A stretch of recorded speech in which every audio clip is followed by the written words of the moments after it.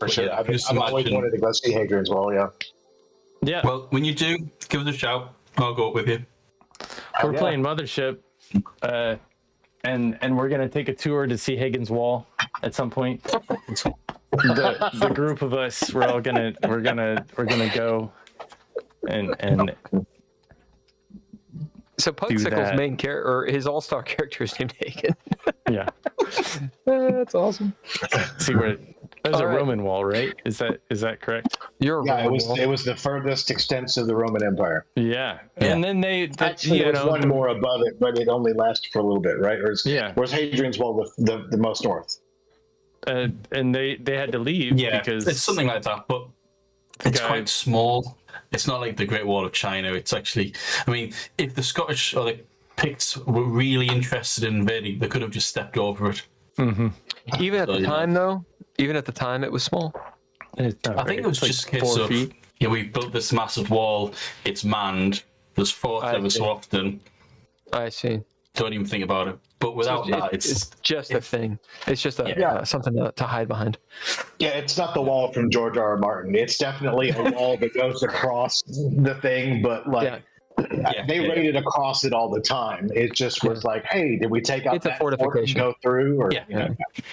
Well, I mean, even the Great Wall of China didn't really work. So So, Okay, It's also not a continuous wall. there you go. right. All right. Speaking of Mothership, Mark Zero just got shot. Boom! Boom! As the doctor hides behind, and you hear that, and he's just quoting what sounds like scripture, and it has this sort of chant to it, and you hear his voice just like, what's one of the lines? Give me a second. Anyone have one of the lines for an XP? May the Dark Mother keep a watchful eye on you. There it is. All right, I'll give you this. You can either take an XP or you can lose a point of stress. I'll take an XP. Okay. He's like, I'm fine with stress. Correct. As he says, "Oh, may the Dark Mother." Oh, as you hear him like chunk chunk chunk, and in that moment, he is going to, after he reloads on this turn, he is going to reach up and then shoot at you guys again in the same turn. Okay, so right now he is reloading. The way Mothership works is you guys get to know what the bad guy is probably going to do, and the question is, how do you react to it? So, what are you all doing? Lobbing so I had Who wants to go first? lobbing the bomb. It's true. You did have that prepped. Yeah. You did have that prepped. As you lob the bomb, okay. But as I'm doing that, as I'm doing that, I'll be looking over at Mark, who knows how I do these things. So I'm going to throw this so that it explodes in the air. Yep. So, but behind the doctor, so it hits the doctor, and any cover that he's got in front of him will be blasted forwards.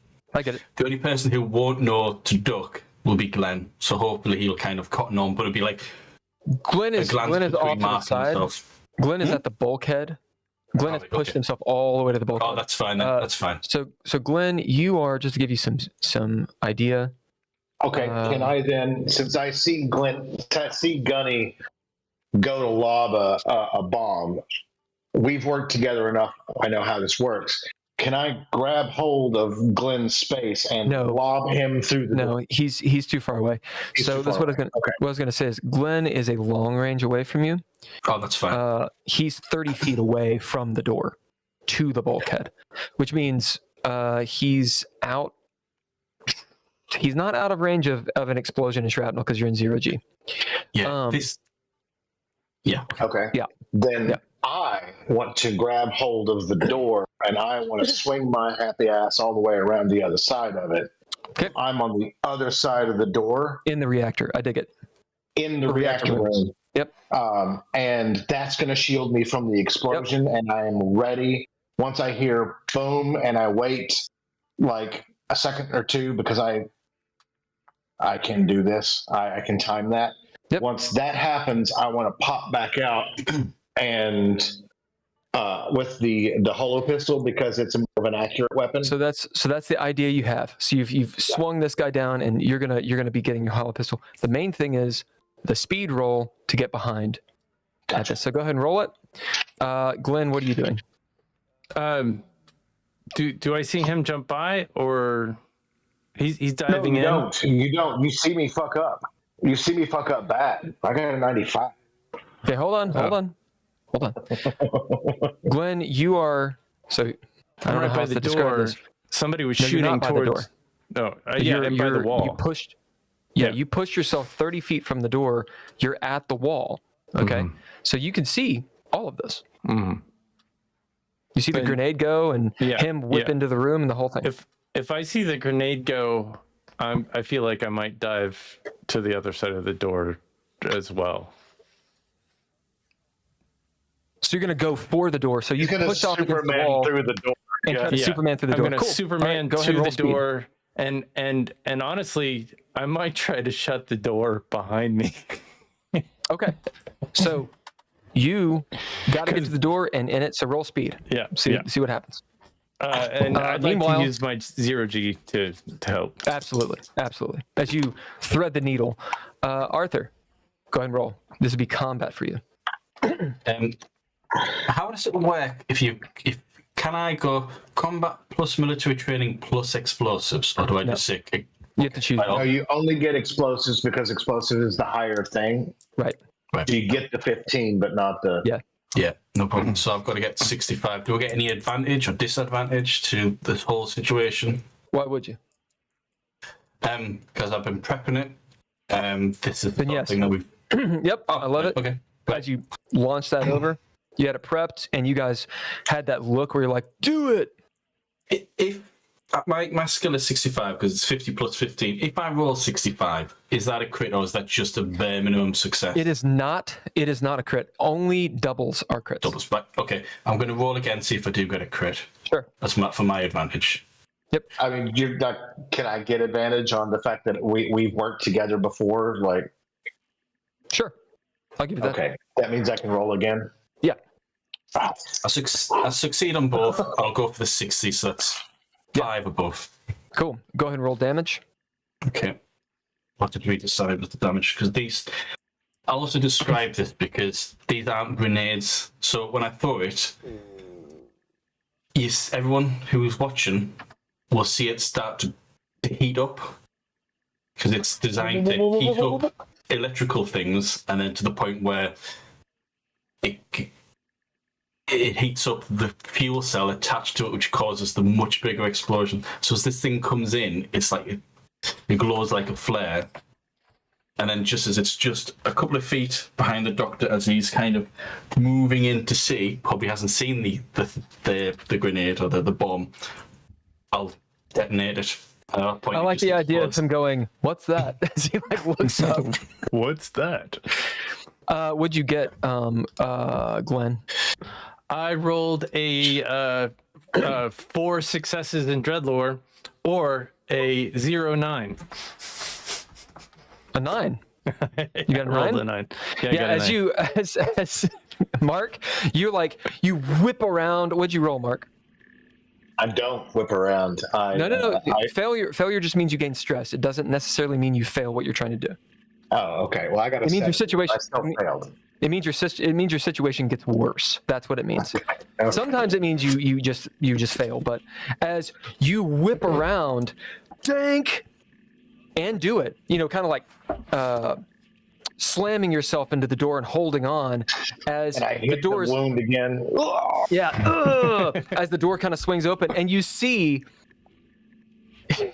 Glenn's face just just jump through the window. And Glenn, you land right behind him as you guys are in the reactor room. The reactor room is dark. You guys are not really looking, by the way, but it is dark, and there's this sort of sullen red light in here.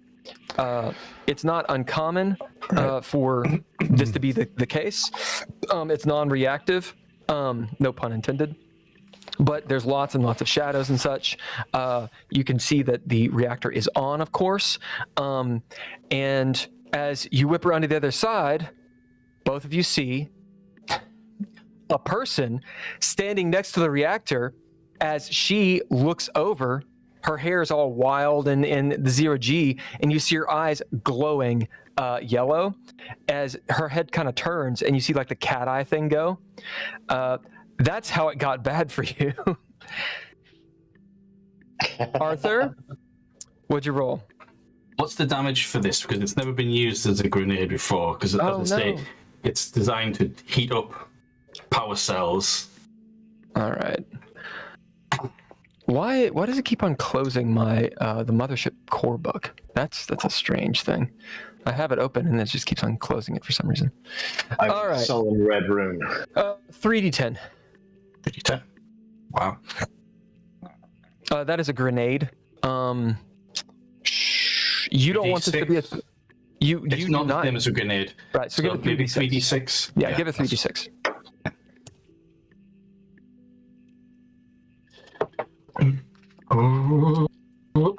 Wow.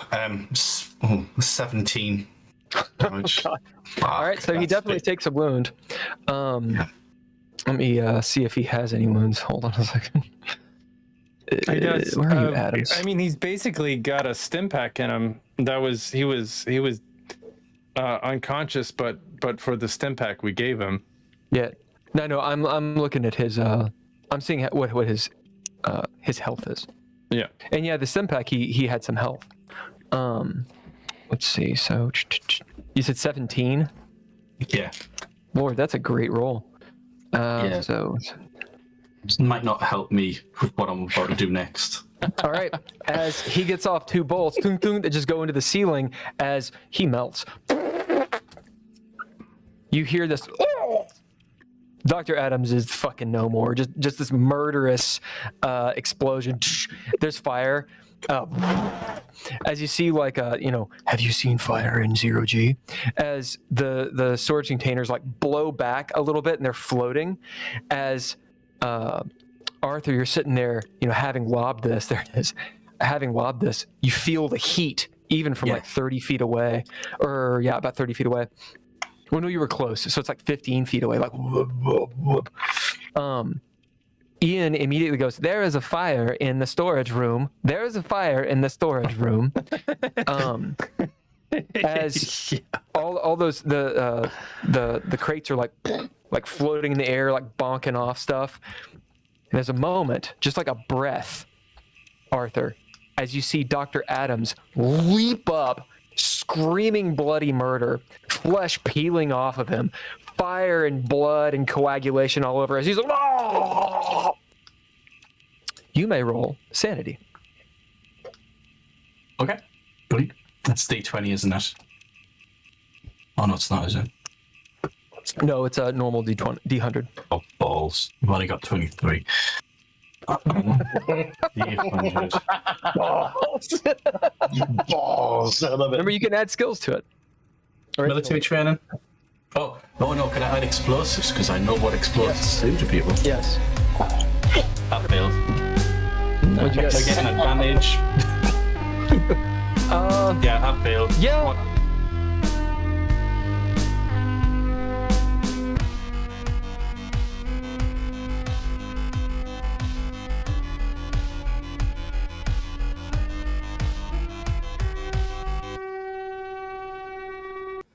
Good afternoon. It is Tuesday, and we're playing some Mothership today on the Geeky Gamer podcast with Bill, Ken, Sketch, and John. We have a Patreon at the Geeky Gamer podcast. You can give us a coffee at Treadlore. All lowercase letters, Mr. Interrupts, provide music and fun for us to listen to. Couchfire Media helps us with media production. Terrible Productions has been absent for 3 years, but we still like talking about them because they're really super good at what they do. They are very good at what they do.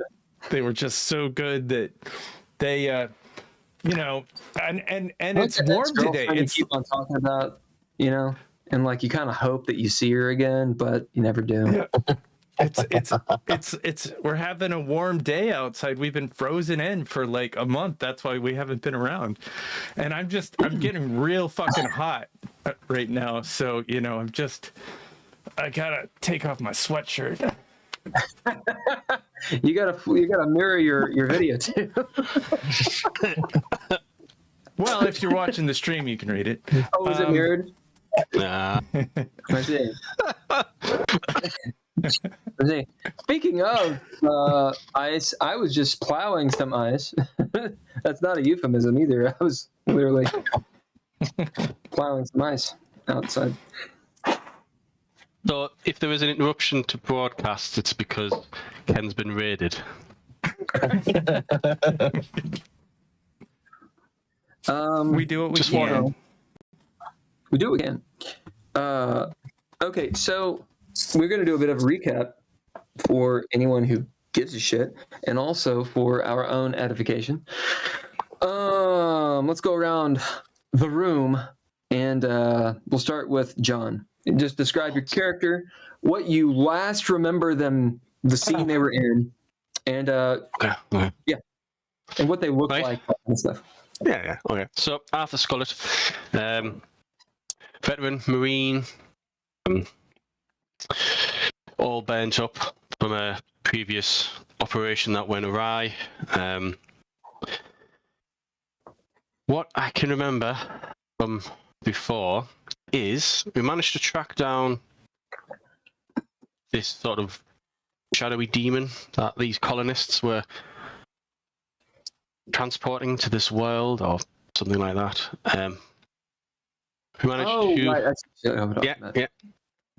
We managed to find them, hunt them down. Cameron is like, "Whoa, you'll get there. You'll get there." Yeah. So Glenn Space managed to get to some sort of massive mainframe and was kicking ass, stopping the ship from the reactor from doing reactory stuff. I was on point protecting him from God knows what's lurking in the shadows, and above we could hear commotion of Mark Zero getting it on with a vampiric demon thing.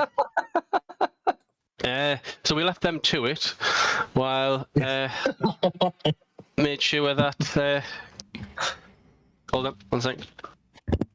Glenn Space, I keep forgetting names, sorry. Get the job done, and I think Glenn pretty much saved the day.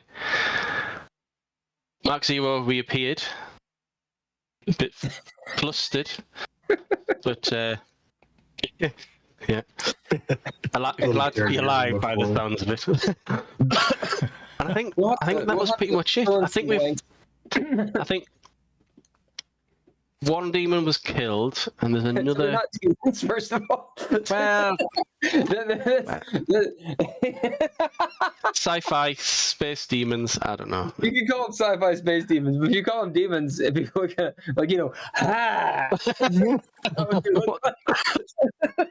Look, demons can take whatever form they want. Be closer.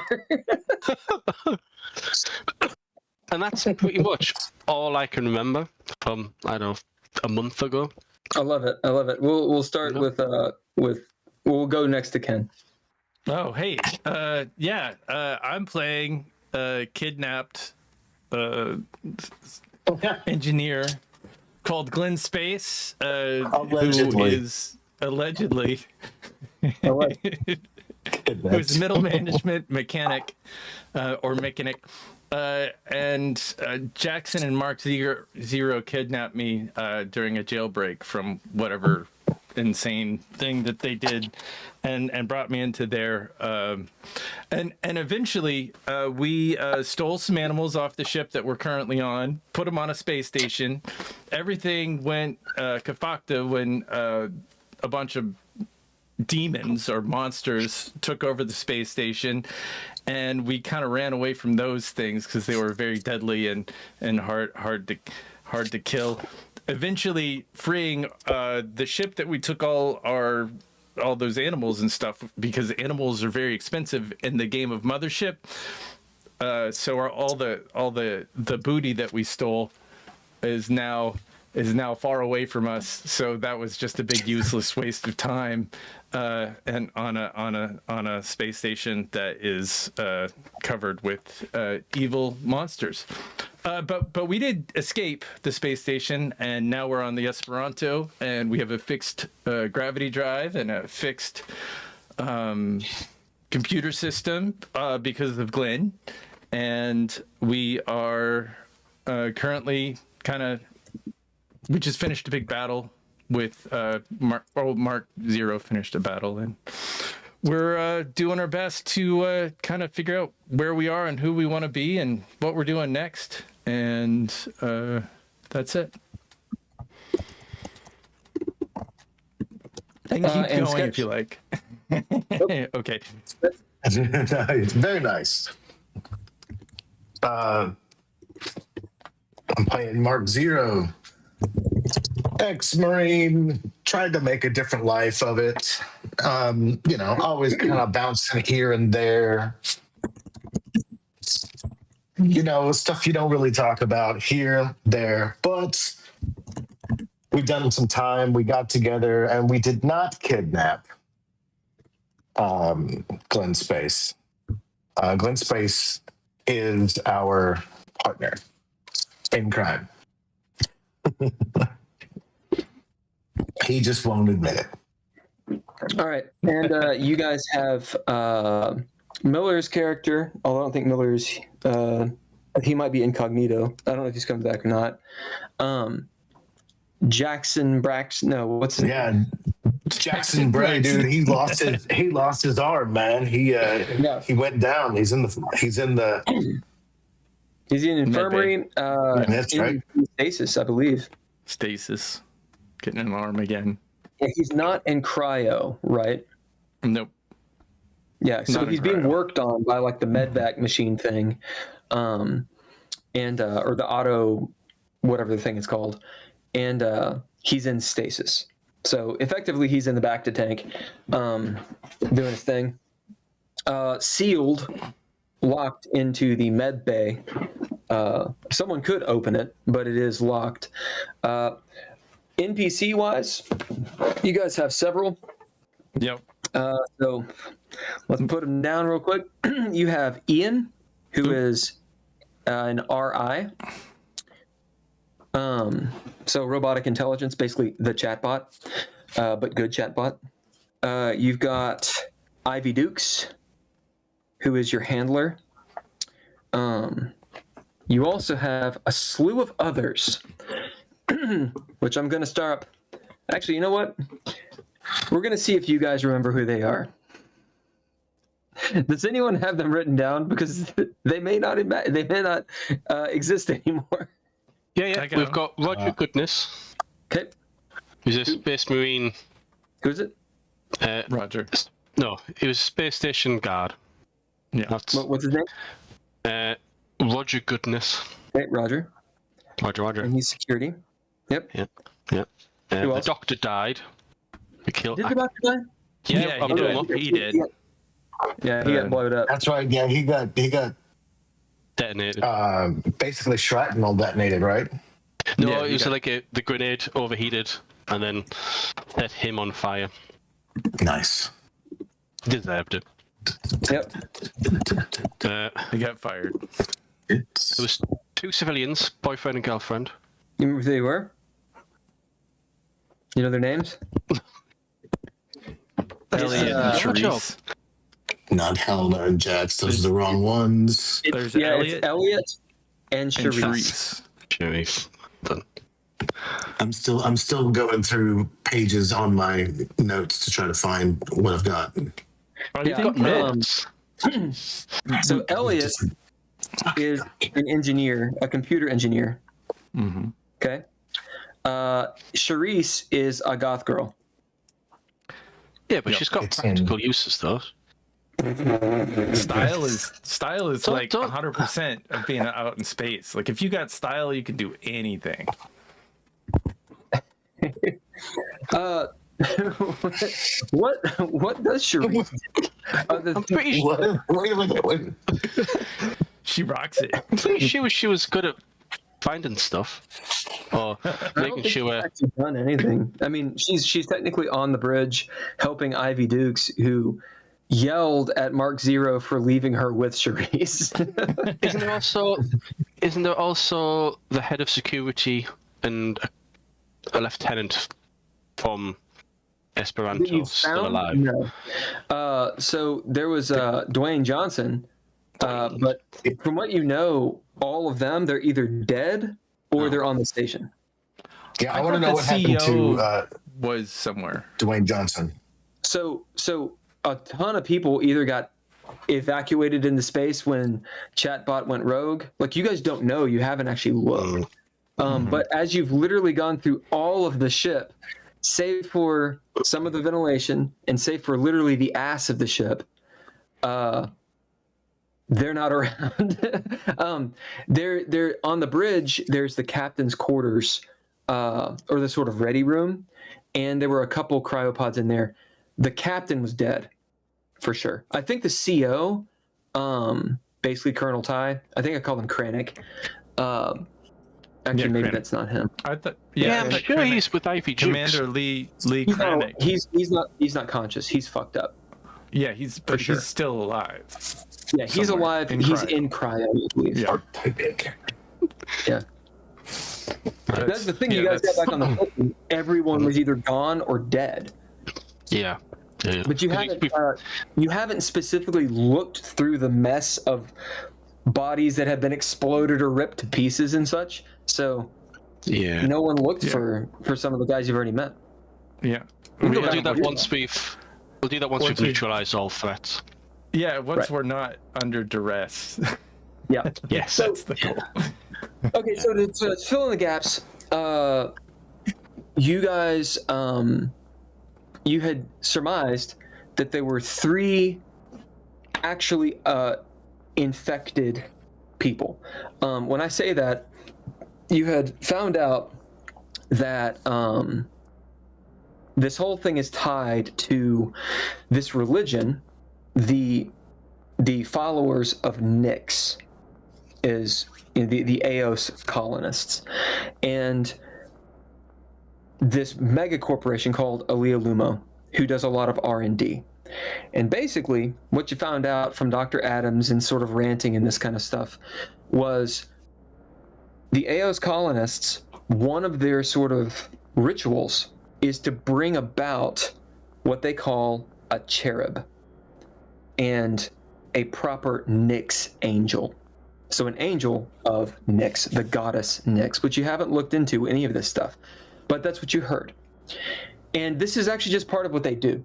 And so when they go to the Eos colony in the Eos system, where there's a star, a black hole called Nyx, they, at one of their temples on one of the moons, literally try to do this, and it's considered like a Jesus Messiah type thing, right? Like a holy priest type shit. So I'm giving you a little bit more information, but this kind of was the culmination of talking to Dr. Adams. Well, Alia Lumo starts doing R&D on something, and they develop a weapon, okay? So essentially what you're dealing with is that weapon gone awry. Maybe. Something along those lines. You know that the dead, if they're infected and they rise, there's a percentage, like not all of them do, but there's a percentage of them that do. And I actually told you it out of game, it's 25% chance that they do. If they rise up, then they're called afflicted. So the afflicted, you've dealt with a whole lot. But they can evolve, and you have no idea how that works. You guys have seen it, but you don't know anything about this. That's all mystery stuff that has yet to be found out.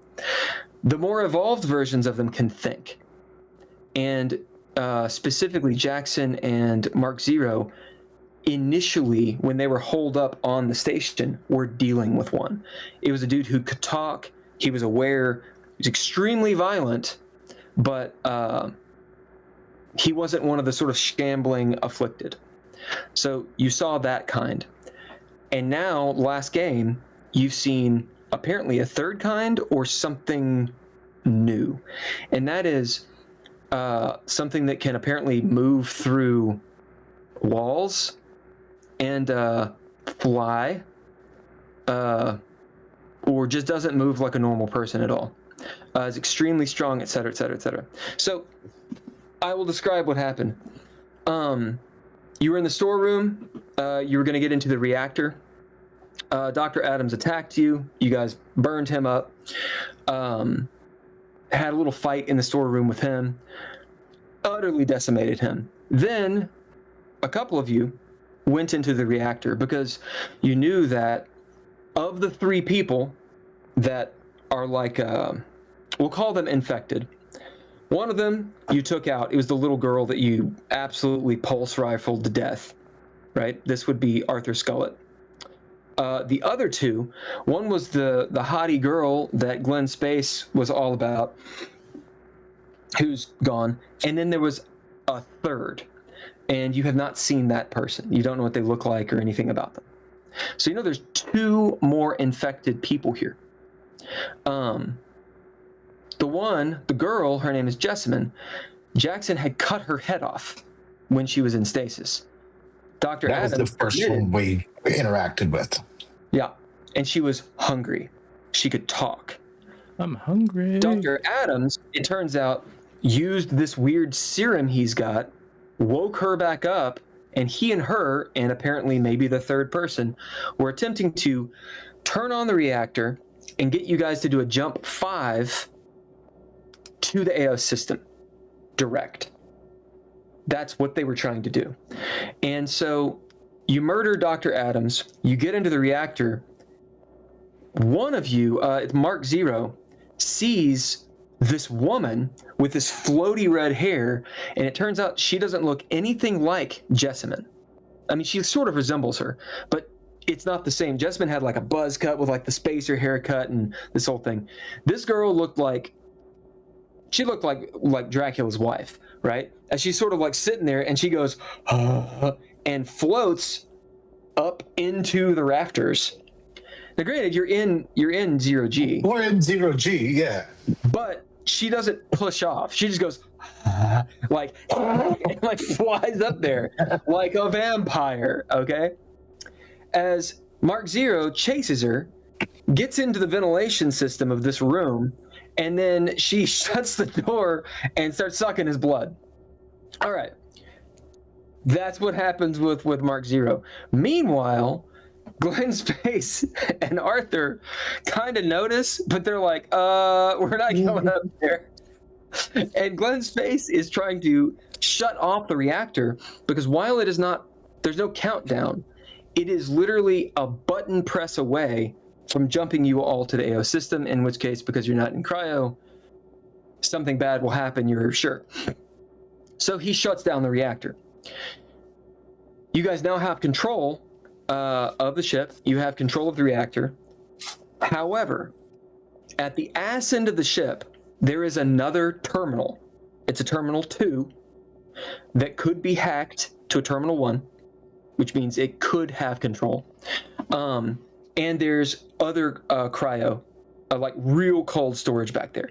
You guys have not gone back there yet. There's a door that Arthur Scullett has looked at several times. He has not gone in. And you all are in synchronous orbit with the planet. If I remember correctly, you're not docked with the space station, but you are not far from the space station at all. You're in short range. Mothership wise, you are in weapons range. Yeah, that's what I was saying. You would describe we were in weapons range, but we were not. You're like 20 minutes away. So in Mothership, there's 3 ranges. There's long distance, which means you're like weeks or months away. Okay? This is not weapons range. You cannot see the target with your naked eye. There's medium range, where you still can't see the target. You're hours, days away. You are in weapons range. Right. Okay? Right. And then there's close range, where that's like the moon. Mm-hmm. Like that's close-ish range, right? That kind so any dogfights are happening all in close range. Yeah, extremely all together. But the thing is that I mean, like the whole dogfight is happening in one close range segment. And it takes time. It usually takes time. So you're in close range. You're within sight of the station. You could board the station within like 20 minutes, right? Or someone could board you in 20 minutes. There are a few ships outside that are not docked as well. There's a capital, well, sort of minor capital ship out there as well, which is not docked, like a big cruiser. It's not military. Station lights are on. There's detritus flying around because there was some evacuation when the Chet bot went nuts. And that's where you guys are. Arthur, I believe, had gone up and actually had rescued Glenn Space. He went up there. Glenn was... Sorry, not Glenn Space. Mark Zero was stuck in all these... Because he shot up into the ventilation, into like the guts of the ship.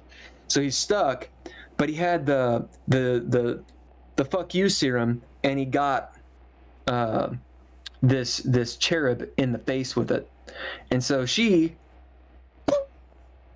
like screamed and turned into like mist, fading into the bulkhead and going away like a vapor. She freed him up, and you guys are now in the reactor. I see what you are saying. Thank you, sir. You guys are in the reactor room, getting rads. In this moment. Our Glenn, your fucking name is Mark Zero. You guys, for some reason, Glenn Space and Mark Zero, it's like they're the same name. I don't know why, but in my mind, it's literally every single time I'm like, wait, which one is it? Glenn Zero, Mark Space. Yeah, it's that kind of thing. It's like two names that like they're puns, and like in my mind they're just the same thing. Mm-hmm. But it's like Mark Zero, get it? Glenn Space, get it? Like just two sides of the same coin, I guess. Like open the door, get it? Anyway, so, how much health do you each have, and how much stress? I have 7 health, 1 wound, and 16 stress. And you also have advantage on all your rolls for the next hour and a +1 because you got a stem pack. Right. I did take the stem pack. That's right. I gave you a stem pack. When it was Glenn Space that went up there after. Oh, was it Glenn? Killed the monster. Yeah. Okay.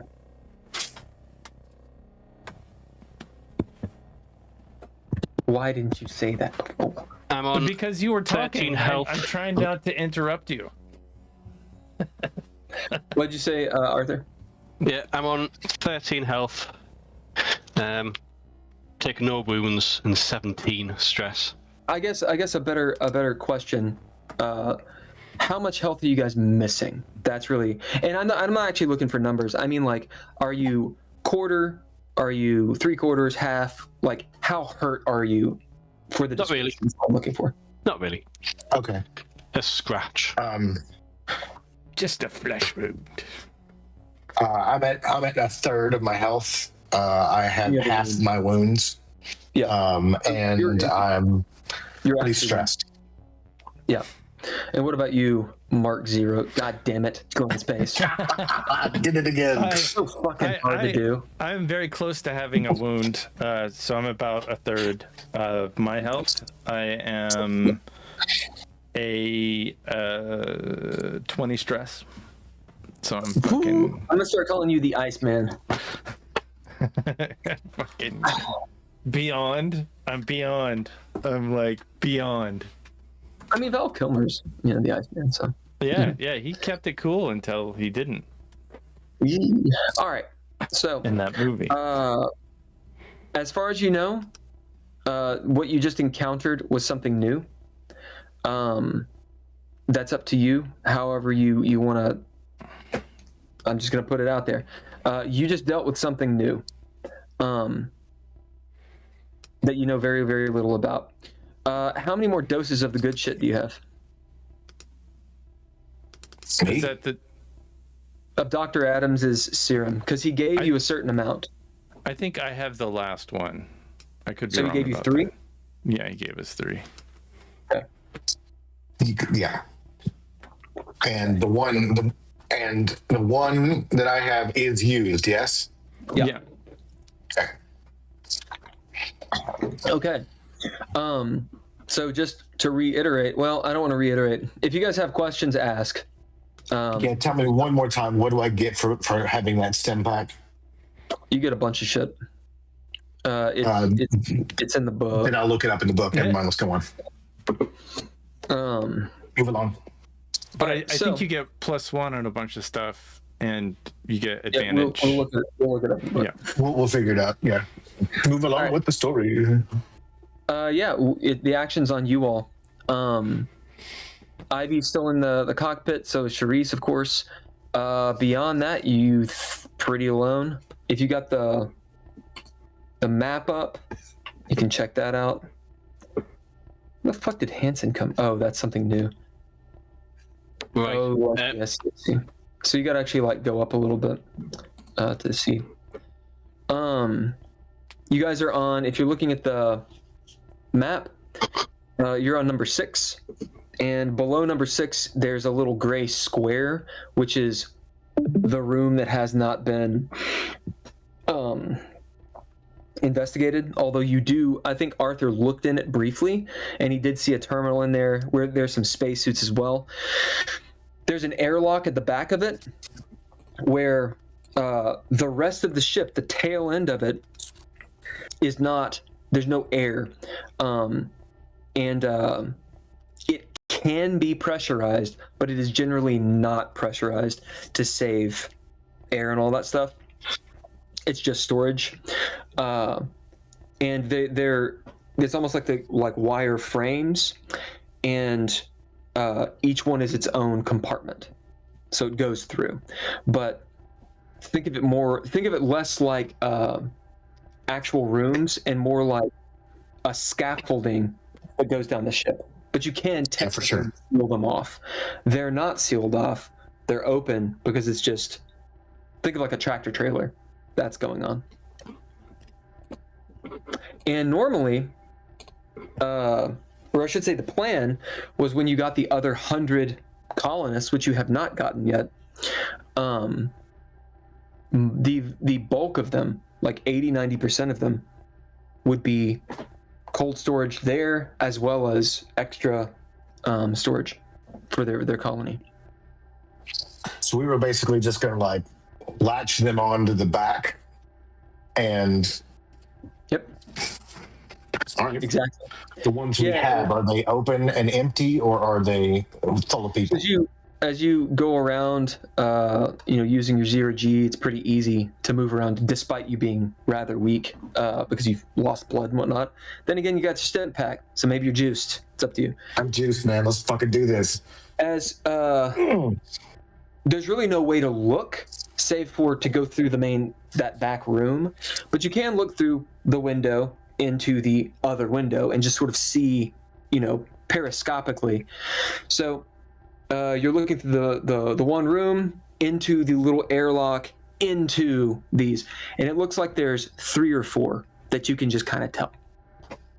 Kind of like looking through subway car windows. Exactly. That's perfect. I'll give you an XP for that. I'll hail Ivy Dukes on the comms, checking on her. Aye. You alright? Anything to report up there? Well, it looks like the jump drive is off. That's nice. Yep. We've had to disable it. We need to figure out if there's any other ways for the jump drive to be reactivated, because whoever tried to sabotage this was trying to get us to jump 5 straight to the AOS system. We're just about to head into another room, but the doctor's dead. Since he was working with the enemy. One of these, I don't know, evolved cultists we've taken out. So that's 2 out of possible 3. Can you? This will also be to Ian. Can you check if you can detect any strange activity, movement throughout the ship while we head into this next room? Looking through and she's listening and whatnot, Ian will sort of chirp alive, and you see that, on the wall next to you where there's like the holographic display, you see diagnostics running and he's doing his thing. Ivy will say, the only thing to report is there's been some movement on the station. I think they've got it back up. There's a standing order to not dock with them unless, you're not infected with whatever this is. They're calling it some sort of virus lockdown. And, I mean, they'll probably contact us at some point.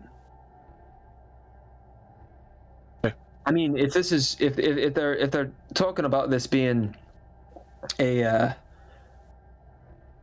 outbreak of some sort, they're not going to want anyone to leave, and probably have already contacted the authority. Yeah. Right. Okay. That's keep us in on that. Keep us up on that. Worst case scenario. I'm going in. Worst case scenario is there was an authority ship on its way. Best case, they're getting it, in a few days' time, and the message, and it'll be at least a few days after that they'd arrive. Worst case is one just happens to pop in. Sounds like a roll of dice to me. I think I gotta, just in case we do decide we want to warp out of here, I gotta fix where the umbilical cord is. We got a weak spot in the airlock, and we should probably make sure that all the hostiles are off the ship at this point as well. Yeah, we got those sections back there. Is there another terminal? Because when I was up in the bridge, I was looking at the schematics. Is there another terminal at the end of this that we need to worry about? You see Ivy's messing around as Chatbot's diagnostic goes and completes. It says he senses some movement in the ass of the ship. Huh. And it'll actually pull up a little schematic, and you see that there are 3, we'll call them cells that are attached to the ass of the ship, and it can hold like 20. Okay. And in each of these cells, there's a terminal. As that was just the thing that Chatbot or that Ian was doing. If you're asking Ivy, she sort of messes around. She says, "It looks like there's a terminal 2 in the room just below you all. After that, just dummy terminals." Yeah, that was the terminal I worked on, I think, wasn't it? Was that the terminal I was on? Is that a different terminal? So the reactor has a terminal 1. Oh, is it terminal 1? Okay. Yeah. Gotcha. Below you is a terminal 2. So you guys know the mechanic again. You can hack up 1. Mm-hmm. So a terminal 3, a dummy terminal, can go to a terminal 2, but can't gain control of the ship. Terminal 2 could gain control of the ship. I did get Ian. I think we're safe for now. I mean, as safe as it can be for not getting jumped into space, because Ian locked our gravity drive down, I believe, or the jump drive. And Ian says, status is the G drive is locked down, encrypted. He's the one who has the password, and he's the only one that can undo it. So, yeah, let's clear the ship. Yeah, let's clear. Well, I still got to make sure that there's not anybody else back there. Yeah. Especially if there's some place that they can do this whole process again. I have to go check it out. Yeah, let's do that. I'll stay up here. Ivy will pipe in to Arthur, as you're the one who's actually like called her. So you say you've taken up 2 of the 3 threats, or if these were normal people, I'd say yes. But what do you mean normal? Well, one had their head removed and then came back. It cuts scene to Charisse and Ivy, and they kind of look at each other, right? So, yeah, pretty much. I mean, draw your own conclusions, but... I mean, do you have any other information about it? Or can you just decapitate? Obviously, they're not the Highlander. Well, I don't know what else to say. I mean, this was early on. This was a few days ago. This was on the spaceship with the head removal. We're up against something that doesn't stay dead. I don't know, the one that I fought, it exploded. Like it was just fucking mist of blood, dude. I've never seen anything fucking. Well, actually, I have. Would you say it was mystified? What did you say? Would you say it was mystified? You hear Charisse like kind of off to the side, like, such and such, but you can kind of make out what she says, as she says, I mean, what kind of monster is it? Did they even pay attention? Anyway, yeah. What did you mean? Hey, can I hear that at all? Or now you can hear her bitching in the background.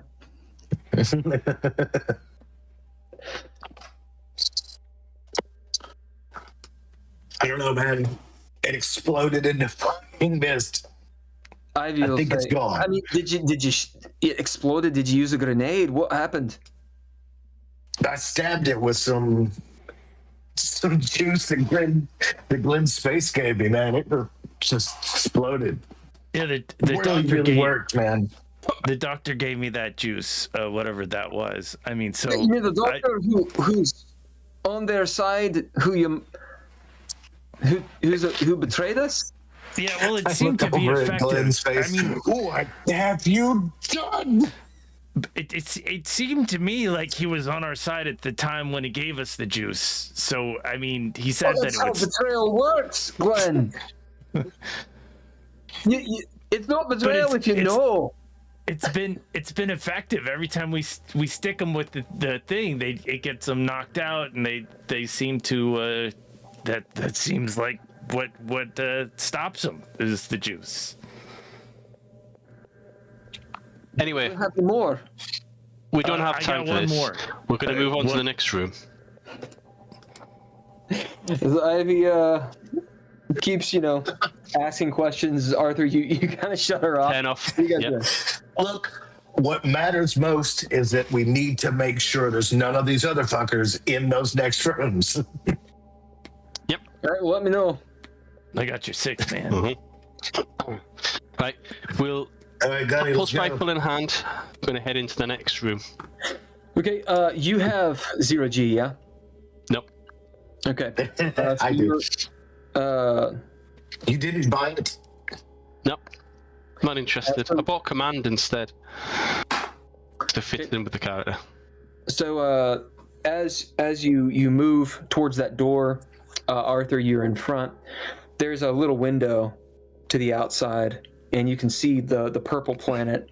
And just if you kind of crane your neck, you can see the station, like a top following you all, as you're all in orbit, a very high orbit of the planet. And you're at the door. What's the sort of stacking order you guys got going on? Me up front. Do we form a triangle rather than form a queue getting in? Because Glenn, you're coming with us. We're not leaving anyone behind. We stick together as a group. I'll take better chance of survival. I'll take the back. Okay. I look at the. Okay. Well, at least he knows how to move. So then, between me and Glenn's space, we're gonna basically have hold of parts of like Gunny's straps and move him around. We just kind of go together. Yeah, I'll help him. Okay. So you're using Gunny as a meat shield. Mm-hmm. That's fine. Not really. Yeah. Yes, Glenn's face is using Gunny as a meat shield. Yes, I am. Are you kidding? On the sides, and he's in front, like, yeah. Okay, awesome. You can even use my shoulder to rest your rifles on. I don't have a rifle. Arthur, I tried shooting a gun before. It didn't work out. What do you do? Heading. Do we have any torches or any sort of light? Did we have lights before? I can't remember. We've got lights. I'm going to switch them on. Yeah, describe us the scene right here. Like, is it dark? Yeah. So generally, the rooms have actually been lit because you have the power back on, or they've been, if something's damaged from the decompression or the hell maneuver that Mark Zero pulled in this spaceship, to save your all's lives. That's right. As you look into this room, the light, of course, is flickering. It's sort of a blue fluorescent light. You can see the room's not particularly large. It is a staging area. Let me see. So it's a staging area. It's smaller than the reactor room. The reactor room is kind of like this vaulted ceiling looking thing with the reactor in the middle of it. The room you're about to go into, it's about half the size. Ceiling is normal height, so 8-10 feet, depending. It's wider than it is tall, of course. This is a place where you could pull storage in, work on it, and put it back, right? So as you're sort of looking at this room, any of you that might have engineering, if you do you have engineering? Anybody? Nope. Anything along those lines? I've just got piloting. Okay. Industrial equipment.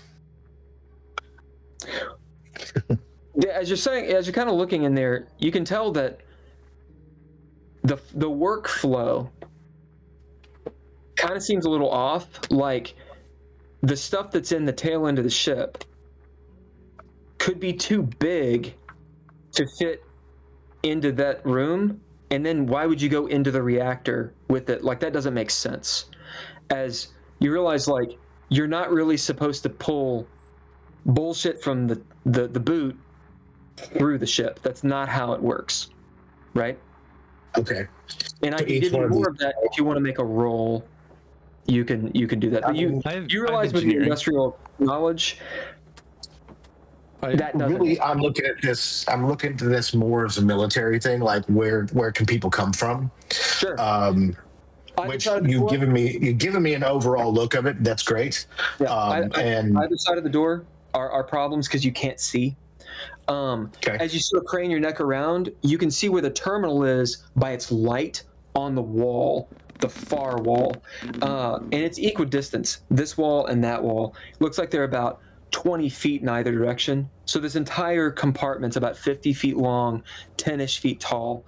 And then from here to the other end, where you can see the airlock, which is a small airlock, it's 20 feet. So it's a fairly large room, but it's not as big as the reactor room.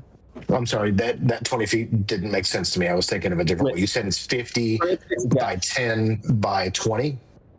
So it's 10 tall, 50 wide, 20 deep. Yep. Gotcha. There's not much in this room at all. As you're looking around, maybe there's some stuff hanging down from the ceiling, like some Dynacabla type shit. Fixing Dynacabla cables, guys. It's cables. But otherwise, it's rather empty. Maybe there's some bullshit floating in the 0G, but it looks empty otherwise. Blue light flickers here and there. I'm going to keep looking. Sorry, go on. I'm going to just keep on looking further because... Yep. One at a time. Go ahead. I'm just going to keep looking. Anything in the ceiling, corners, behind anything, because this would be an ideal place. Yeah, and that's the thing that both of you realize. Maybe there's even like a look that you guys give each other of, this would be a perfect place.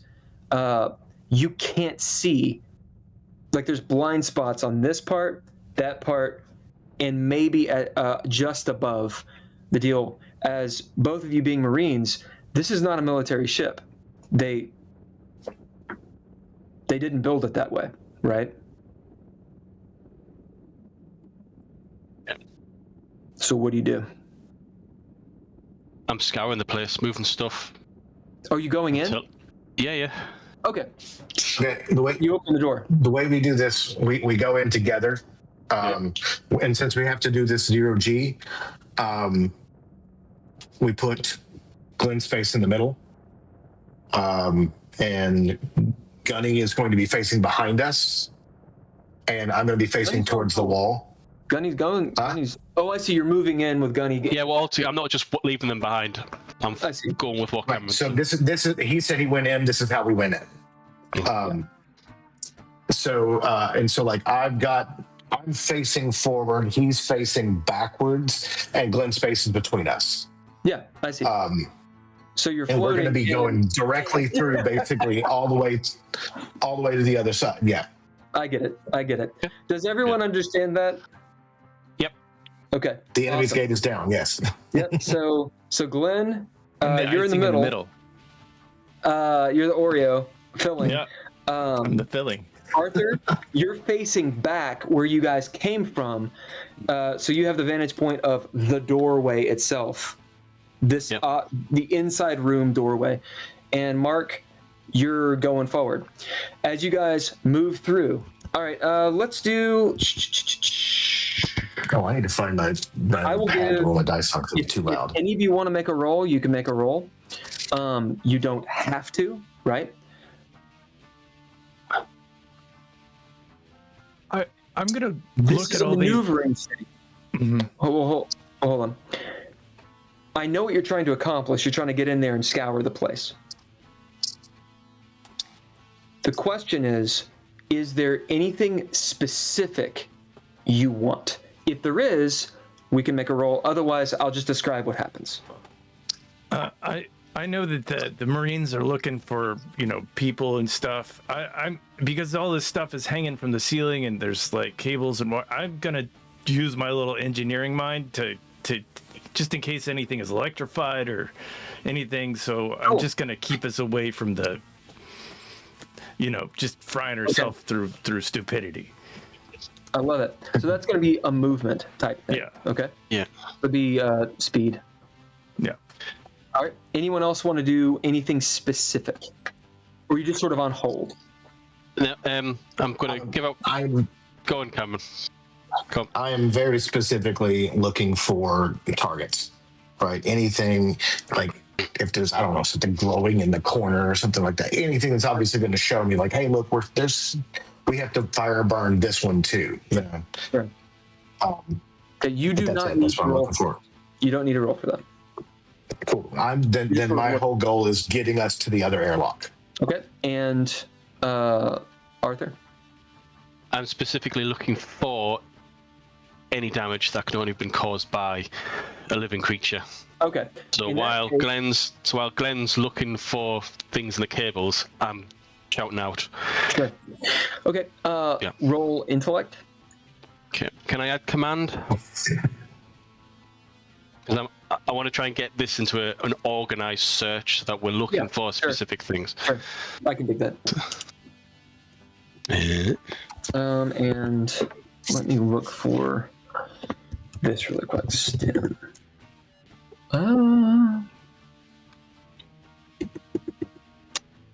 It's testimonial. That's not what I want. Seems like the DM screen would have, or the whatever screen would have something. Do I get any advantage, disadvantage? Well, you've got Mark 0 helping you, so you'll get advantage on it. Right, I'll roll again because that wasn't that great. It's either 94 or 95. There you go. Neither one of those are good for you. Nope.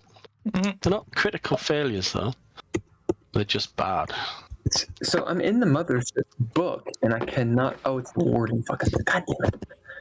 The Warden book looks just like the other book, at least from my little deal.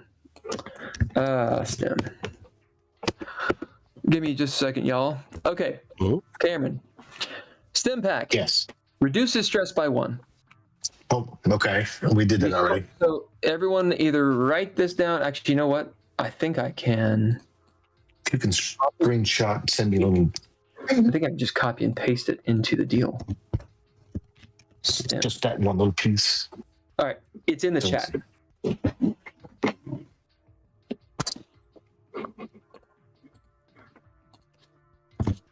And I just sent it to you in your chat as well. No, I sent it to John. I can get there. Did I send it to John or send it? No, I sent it to you. There it is. Sent to me. Yeah, cool. Here's Carlos sickness says reduces stress by 1. Yep. All right. John, what'd you roll? All rolls for 10. 94 was my best.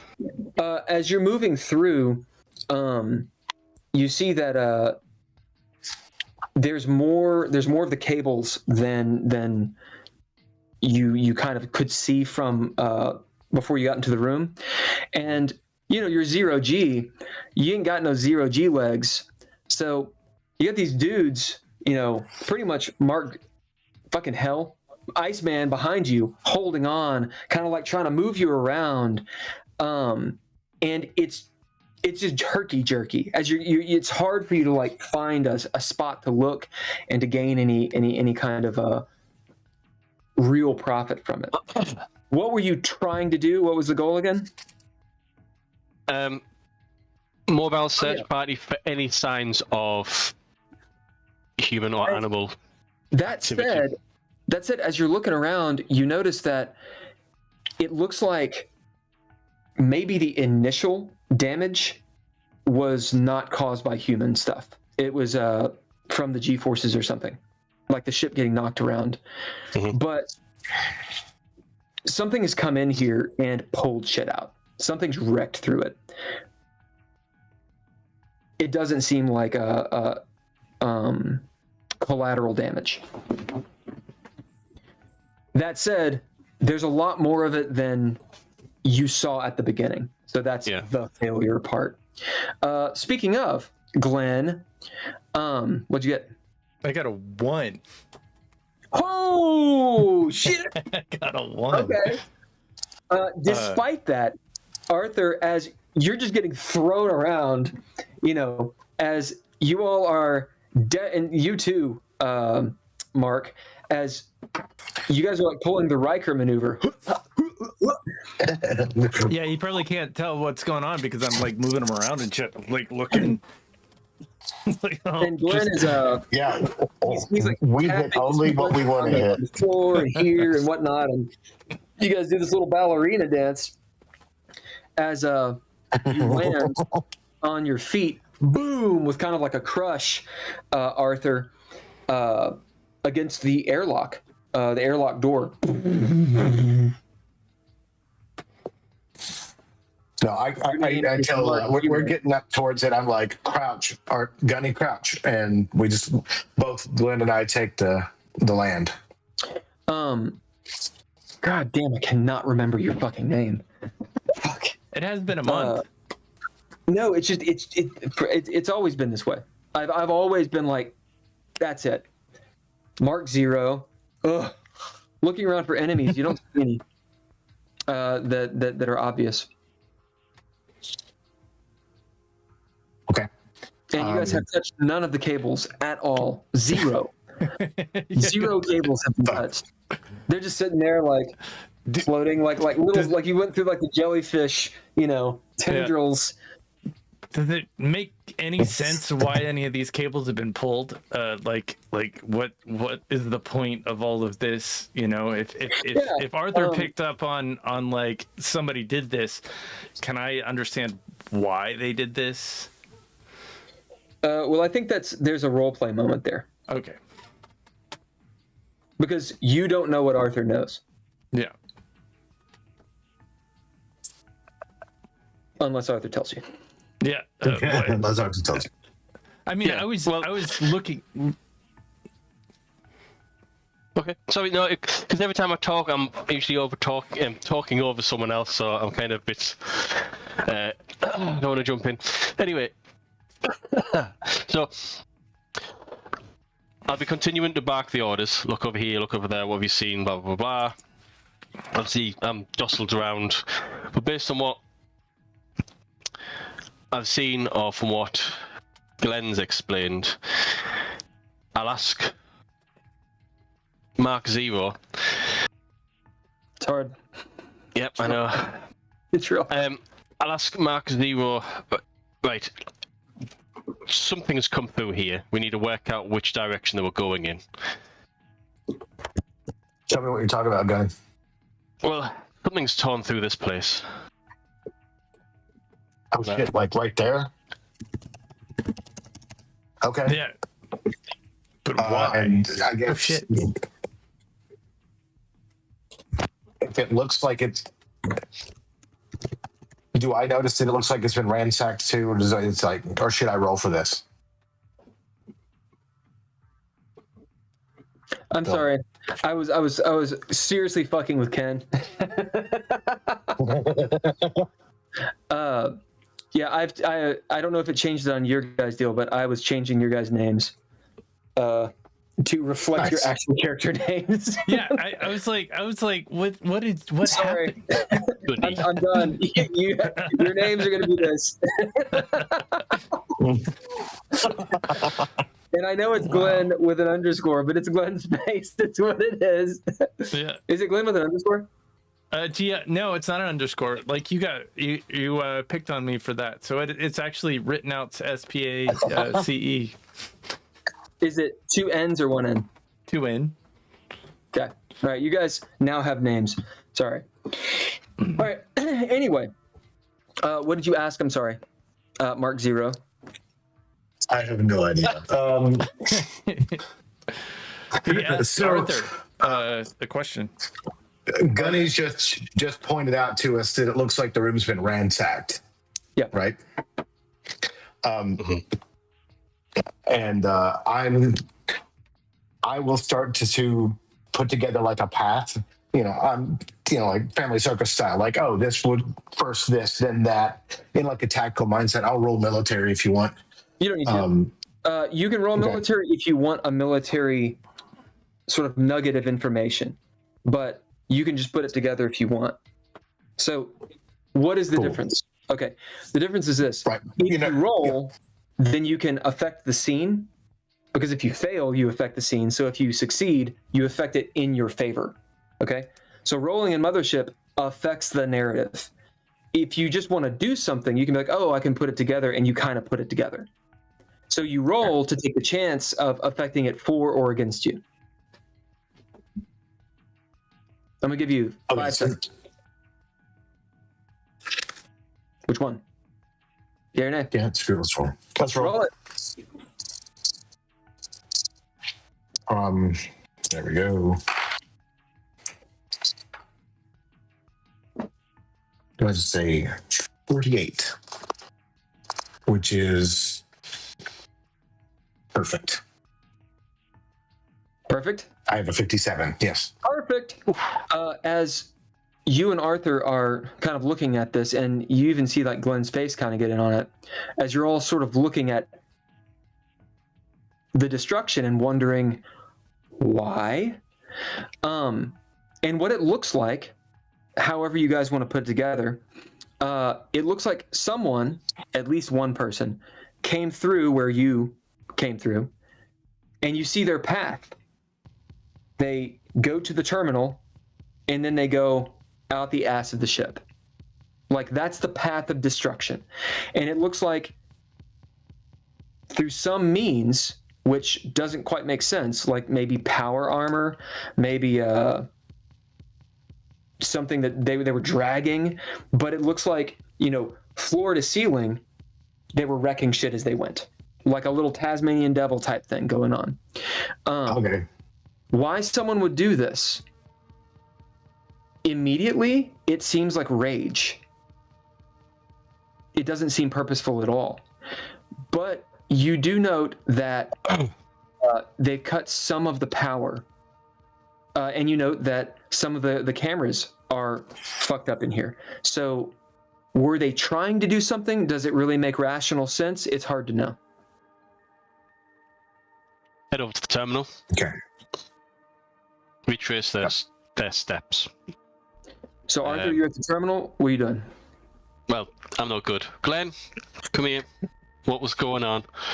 Can you work out what was the terminal? And I start pointing out and answering the question and stuff like that. Well, they did come through here. They looked like they were angry about it, but where did they go from here? We have to go through this door. Arthur, as you get to the terminal, it is an airlock. Yeah. Arthur, as you get to the terminal and you're starting to call over Glenn, because it takes you a minute to get over there, because you're like climbing along the wall, and it's 30 feet from where you are. As you get over there, you notice a couple things just upon getting there. The first is globules of some liquid. It's some dark liquid. It's reddish, but it doesn't look like blood. It's sort of splattered, and it's sort of floating around here. You also see that there is obvious destruction on the terminal itself and next to it. Like the metal's dented in, and there's like pieces of metal missing, and part of the screen is cracked, although the terminal is still functional. So before Glenn gets there, are you doing anything? I don't want to touch anything because I might screw up the crime scene, so to speak. So I'm just waiting. Come on, Glenn. You're quicker than me.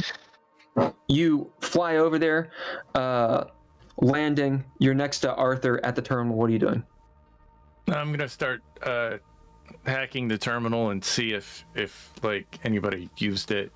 And okay. Go ahead and roll to hack. Also, because I think I nuked the terminal upstairs. Did I break that terminal? Yeah. That's done. I'm going to turn this into a terminal 1 and try and get... Hacking it will do that. Yeah. Yeah. You had actually hacked the medbay terminal, which was a terminal 2, and turned it into a 1. So, yeah, there's only actually 3 terminal 1s on the ship. Yeah. Okay. So as you're hacking, go ahead and roll. I will say there's this shit floating around in here. I was told to do a thing. I'm gonna do it. Okay, awesome.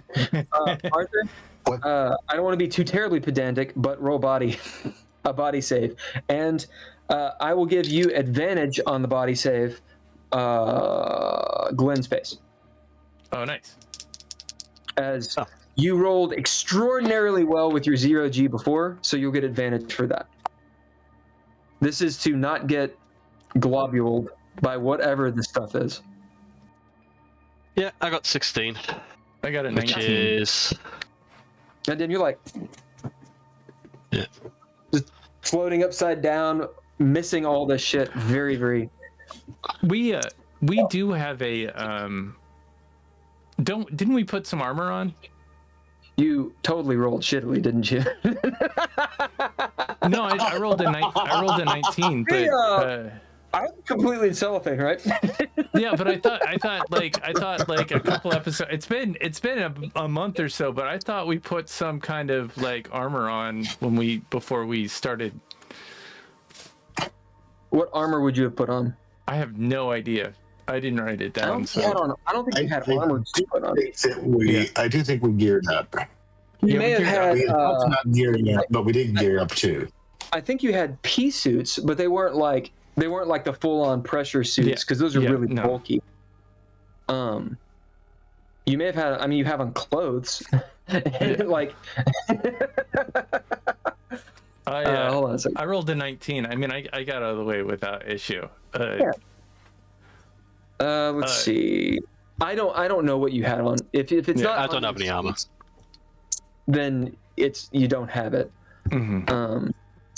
But that's just because I can't keep track of it. Sure, I get it. Let me see really quick. If our mothership expert was here, I would totally. Yeah, so you do not have on vac suits because those are super bulky. Yeah. Okay. Maybe that's. But you might have on a pea suit, which a pea suit's it's a little like you have like a few hours of oxygen, and like if you get sucked in space, you won't immediately die. Yeah, I think we have pea suits on. I'm pretty sure that we geared up. Don't have the helmet on. Yeah. Like there's no helmet on this unless you put on a helmet, but right now you don't have one on. That's correct. 100%. Right, yeah. The last thing I got fed on by a vampire, so yeah, like it just doesn't make sense narratively at all that if you had on helmets and all that happened. Yeah, I was just asking because asking for a friend. Yeah. So you have on a pea suit. That's cool. Everyone can have that on if you want.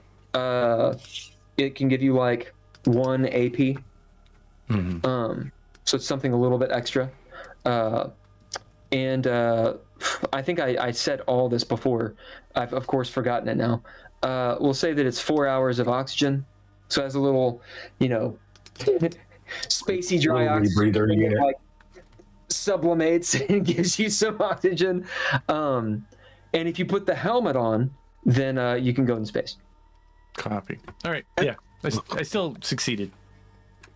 Sure. We'll say that the helmets, you can have them hooked to your side, and they'll be the kind of helmets that like they're not glass globes. They're like literally like hoods you put on. They got like the plastic, and when you juice it with the oxygen, it fills up. So it's soft material is what I'm getting at. Yeah. Okay. This all folds up into a nice thing like this for me. A little in on a thigh pocket, right? There's a fast flip on it too. Also got a machine gun if you want. Right. As you both duck and dodge and don't get any of this bullshit on you, Arthur, you staying right there? Or are you doing anything else?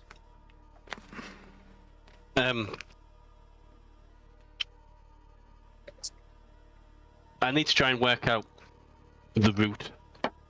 I.e., if something came here from the airlock, toward this place, like toward the terminal or access the terminal, and then went towards. Yeah, and both. Yeah. Just trying to picture more of the scene. Okay. And where this red stuff's coming from? Is it ceiling or is canister broken or something like that? I'm looking for whatever's produced this.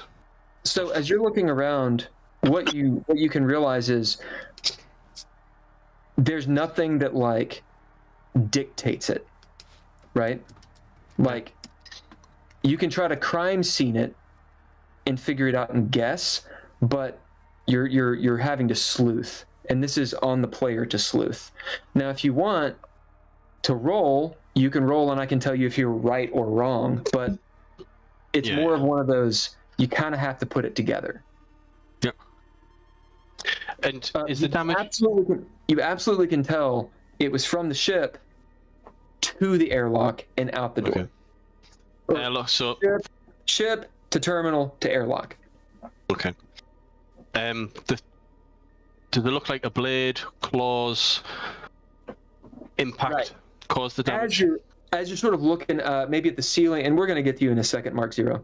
As you're looking around, you get up to the ceiling where there's like corrugated steel and whatnot. Normally you could pull that out to access the tubules and cables and such, put it back. As you get up there, you see that it's been almost like a circular sawed off big scrapes as it reminds you of claws. What kind of claws? Like a raincore? Like you don't. What could do that other than some sort of industrial equipment? Like a vibra-shetty? This would be the practical aspect. Of course, you've been dealing with supernatural shit. And that's when you find tears of flesh. As you realize someone in their hand did this. And you're looking around and you realize that's blood. Yeah. When you say tears of flesh, can I get a cloth or something and just collect it? Like flesh hanging down from places up there. Yeah, I'll get a sample. How are you doing that? The part of this pea suit, have we got gloves? Yeah, I would hope so. Yeah, I'll just grab a bit, look at it, roll it up, and then you ball it. It's the spongy. It's flesh. As there's like a little bit of meat. As you grab some, there's like a little fingernail. As you kind of ball it up, and it's covered in some of the goop. That's the same color, the sort of purplish, blackish, reddish, whatever. And where do you put this? When we shot the girl pieces, what was coming out of her many orifices? The same sort of stuff, or just blood? It was. I didn't describe it in too much detail because you were going full Scarface. Like, blasting her into nothingness with your pulse rifle. So it was just gore. But upon recollection, her blood did look different than a normal person's. It didn't look like this. This is like it's an obvious, like, this does not look like human blood. Hers, upon recollection, it was weird, but it didn't look like this. Yeah. I've been shooting for ages. I'm going to have like an empty holster where I would have a magazine that's been spent, and I'll tuck it in there, only to get next session.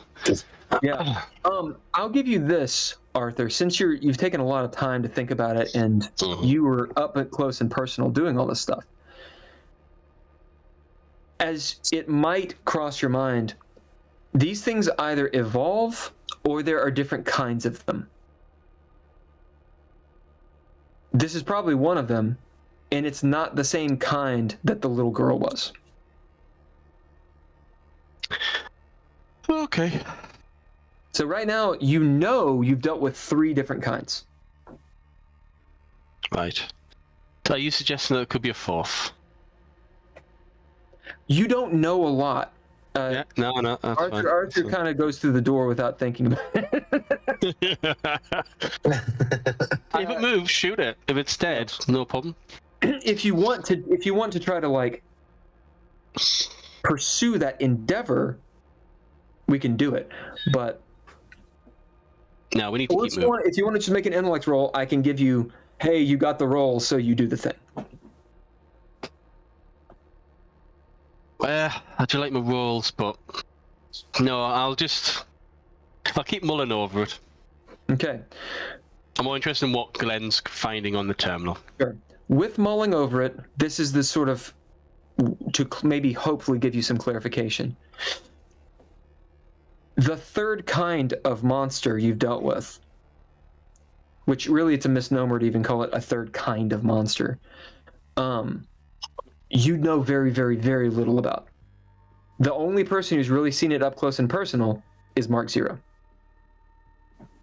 Yeah. So is this a 4th or is it just a 3rd? You don't know. It's not an afflicted. It's not what do you call it? A lucid. Okay. Yep. I'll compare notes once we've secured this area. Mark. Yes. What are you doing? There's nobody here. There's nothing twitching. There's nothing like. ready to do anything. I'm still at the airlock. Yes. Tell me about the damage on the airlock. Does it look like something huge went through here? As you look in there, is it scraped up like that? Like, as you look in there, yeah.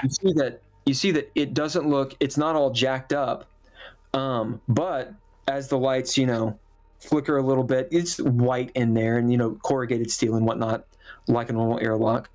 But you see that where the pad is, the control pad, there's some cracks in it, like some of the buttons are pushed in, and there's this purplish blood on the wall, and you can't quite see around this door, but there's likely some sort of damage on that side. Looks like something went in there, not hulking. Not hulking, but it left pieces. Yeah. Okay, and then I can see through to the other airlock. It's connected there, right? Well, I don't have to go a space jump, right? Well, it's connected to the other module. So how it looks is you're at the back of the ship where right beyond you is a small airlock that you're looking in. Beyond that airlock, it is not open space, but it's not pressurized, and there's no oxygen. And there's 3 compartments that almost, it looks like armature. So if you look at the ship, the map of the ship, you'll actually see what I'm talking about.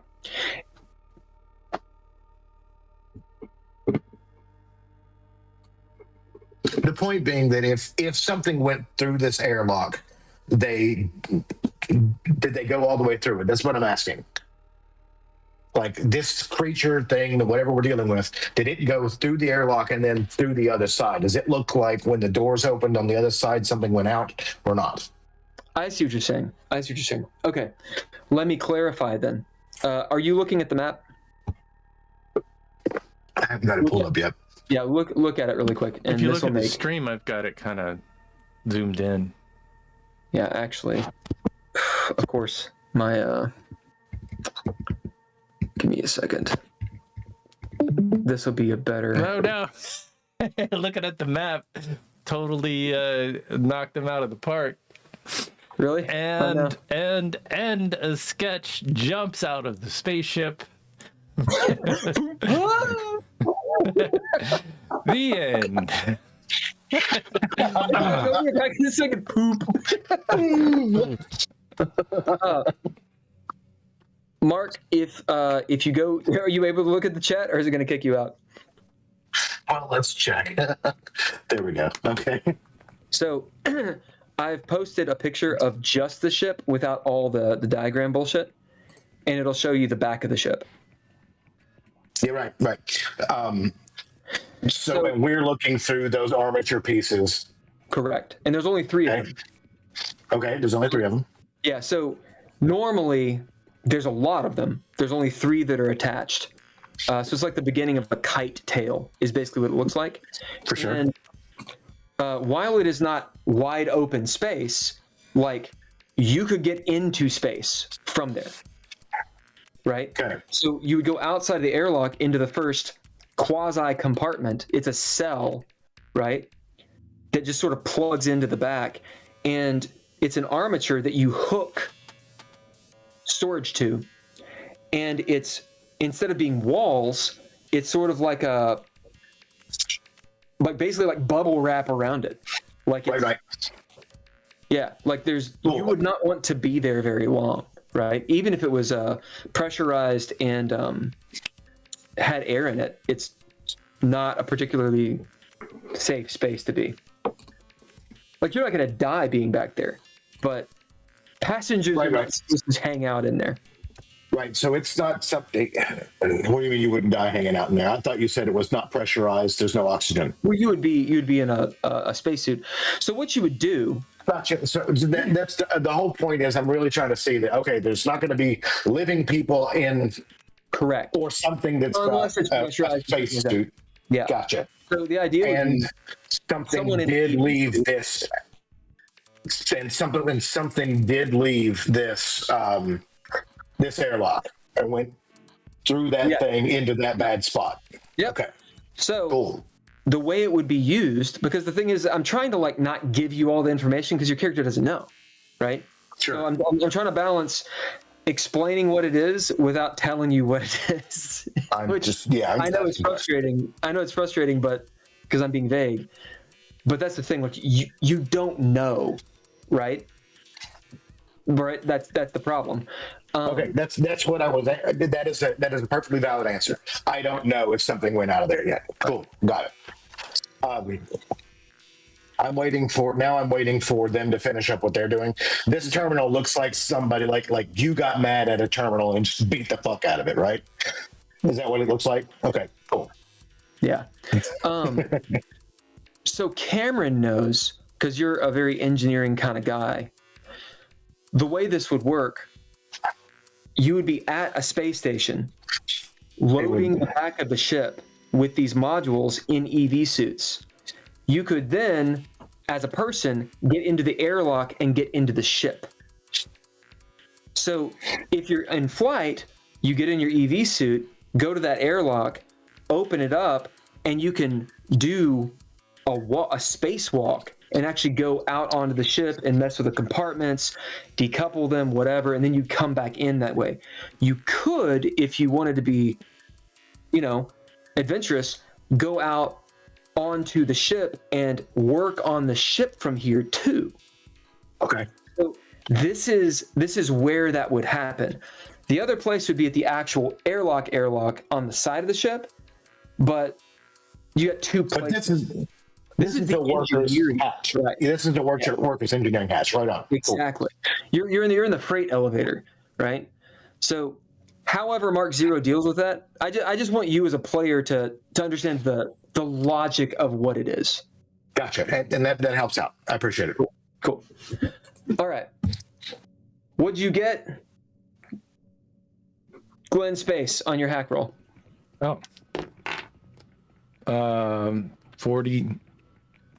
47, which is well below my hacking ability. You know the system so well, and you've got Ian to boot. Yeah.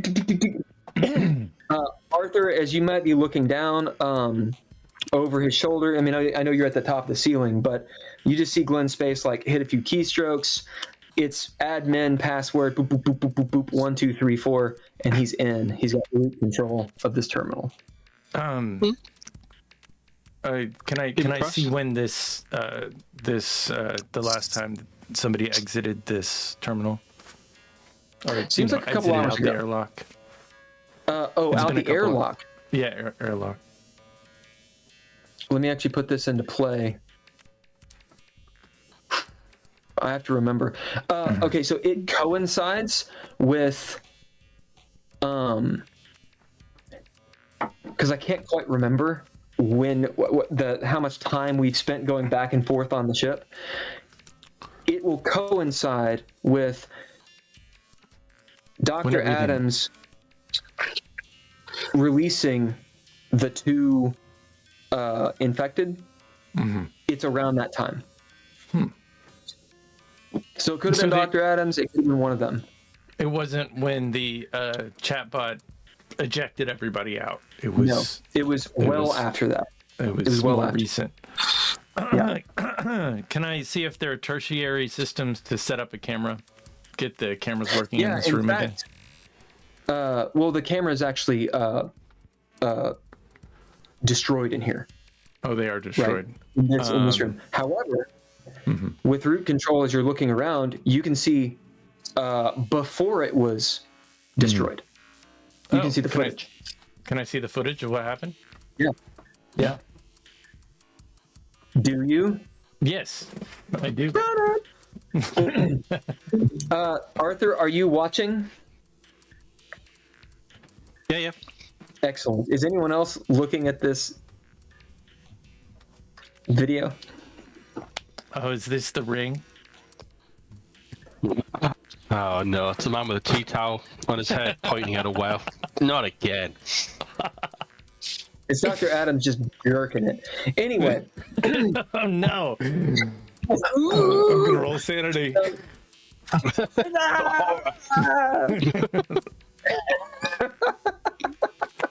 That Dr. Adams, he was hot. You know, I'm not gonna lie. I've been in space a long time. Weren't expecting that. Just hormones on top of hormones. John's out. Yeah, as you're both looking at the video, it's, you know, think of security camera footage as the door to the place swings open and you see a young strapping lad. Let me get his description really fast.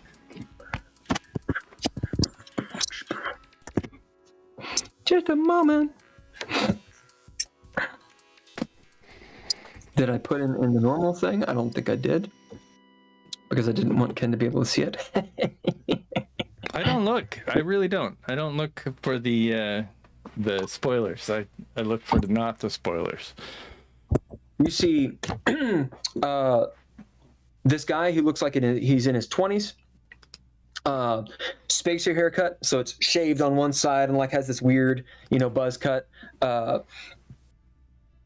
He's in the same kind of jumpsuit that the Eos colonists were in, except the stasis, the stuff that were next to the stasis pods. So he looks like the stuff that you put Jessamine in. Run of the mill. What do you call it? Not like a hospital gown. It's like it's actually not open in the back. But anyway, it's a little jumpsuit, like nondescript jumpsuit. He's barefoot. He's got no gloves or anything on. And he bursts in. As he does, his arm like comes back to wrench the door and throw it behind him, right? So like he closes the door and slams the door, the space door. Dank, as you see some fractures appear. He looks around. There's no sound, as it looks like he just is in a frenzy. Freaks out and just starts going nuts. And as he does, his hand claws are just rending steel, and shit's going all over the place. As he 0 G's over to the terminal and is messing with it, can't access obviously what he wants, and he just starts punching the computer. Absolutely goes berserk. This goes on like it's like good TV. Cut to YouTube, like watching Instagram videos, like eating popcorn, like leaving comments. That's what's happening right now. He's like killing the keyboard, you know.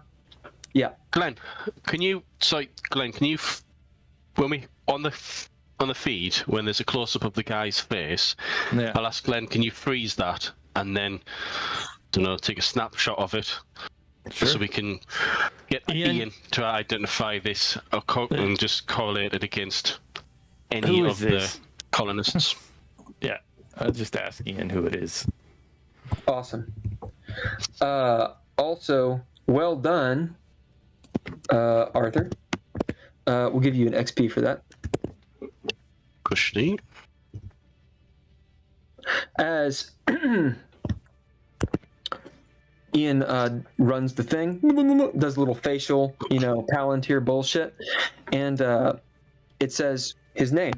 His name is Buddy LaRouge. He is an Eos colonist bound for Eos system, and he's going on. Did he have any rank amongst the colonists? No.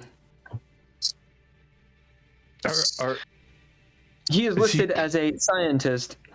How do you get out of cryo stasis? Unknown. Well, shit. There could be more of these guys. Can we kind of fast forward it and tell like a little bit to see if he like Watch what he does. Yeah. Yeah. He leaves. You see him talking to Dr. Adams. As Dr. Adams is sitting there and he's trying to calm him down, obviously. It looks like he's maybe scared of him. Buddy LaRouge is just furtive. Dr. Adams gives him a syringe of something. He seems to calm down. They have a little bit of a chat. Dr. Adams goes that way. Maybe after hearing something, Buddy goes that way to the airlock. And as you see at the airlock, he dicks around with it. Is still obviously irritable, but not in a frenzy. Opens the airlock. There's like lights and shit. Airlock opens and he goes, boom. Spaces himself. Glenn spaces himself. Yeah. Was there any audio? Yeah, I think there wasn't any audio. Ian, can you locate the cryopod location for Buddy LaRouge for us? There is no cryopod for Buddy LaRouge. You think he was in the... I asked the other guys. You think he was in the storage bay with the other ones? Possibly. Just to confirm, was there any audio at all? No. Yeah. No, this is weird Star Wars shit where like they don't realize they need audio. It's like, why was there not audio anywhere? Why is there no video in Star Trek? It's just there's no audio. So you guys know, I don't want to NPC with myself. Sure. And give you like all the whatever. However, this is a great time for a roll because it does seem utterly ridiculous they would not have audio at all. So Arthur, since you're going for it, let's have a roll. Normally there's no audio on these things because there's security cameras and it's more just for it's not like a drugstore security camera where they're thinking people are going to steal. It's like just to monitor what's going on. So we'll say, what is the role? Maybe an intellect? Try to give me an advantage. Ian, can we zoom in on the lips? That's exactly what I was thinking. That's exactly. Can we work out what they were saying? There must be some sort of... I love that. All right, so get another XP as you pull a Howl 9000 as he zooms in on the lips, and we'll see if you can gather the information. So go ahead and roll your intellect. Yeah. I was just checking if there was anything I could apply, but not really. I mean, you got a hacker with you. It's up to you. Well, if they want to give me an advantage, that'll be fine. But I'm just gonna roll. Yeah, I was gonna. I'll totally help him. It's like just run a little script on different vocal movements there, Ian, that might help with the sounds. Yeah. All right. So you get advantage. Okay, good. I rolled a 98. Again. Another shit roll. You roll. Yeah, you're rolling like. I'm rolling atrocious today. Right, again. I switched my dice. Are you not rolling real dice? That's the problem, dog. I switched my dice. Yeah, that might have something to do with it. 78. Failed again. Do you have real dice? Well, I do, but they're upstairs. Do you want to? I'll get them in a second. I feel like when we take a break, you should go get some dice. Yeah, I'm going to get some real dice. Let's take a break because I'm going to use the bathroom to get some coffee. You go get your real dice, and I will be back in about 6-7 minutes, okay? Yep, cool. See you then. Yeah, there we go. Taking a break. We do this every Tuesday that we actually show up. We have Patreon. We have a YouTube. We have a Twitch. We got all the shit. Thanks, Bill, Sketch, Ken, and John. We'll be back in just a minute.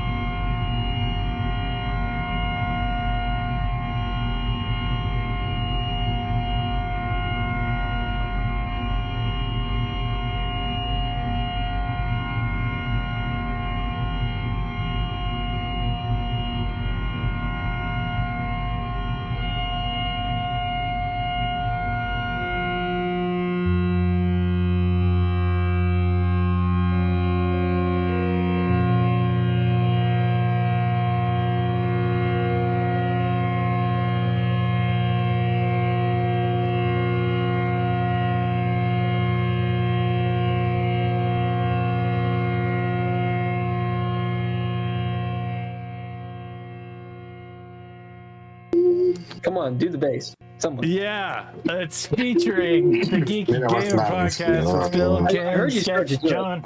My chair just broke, and I'm not exactly sure, but yeah, it is. You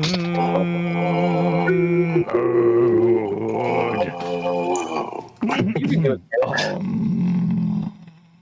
Jesus Christ. Dude. That's good. That's good. Oh, you almost had it. Yeah. Really got into your Tibetan throat singing phase. Yeah.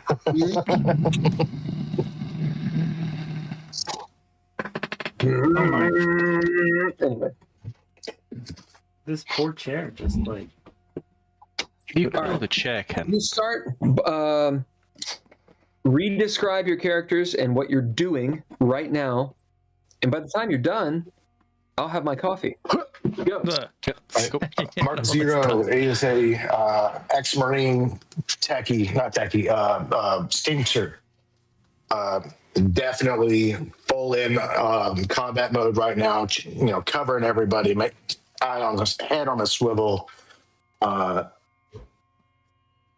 On enough of edge, having just been jacked with stims, that he's a little frenetic and trying to do, you can watch him spiral in his head, and then he starts checking another angle.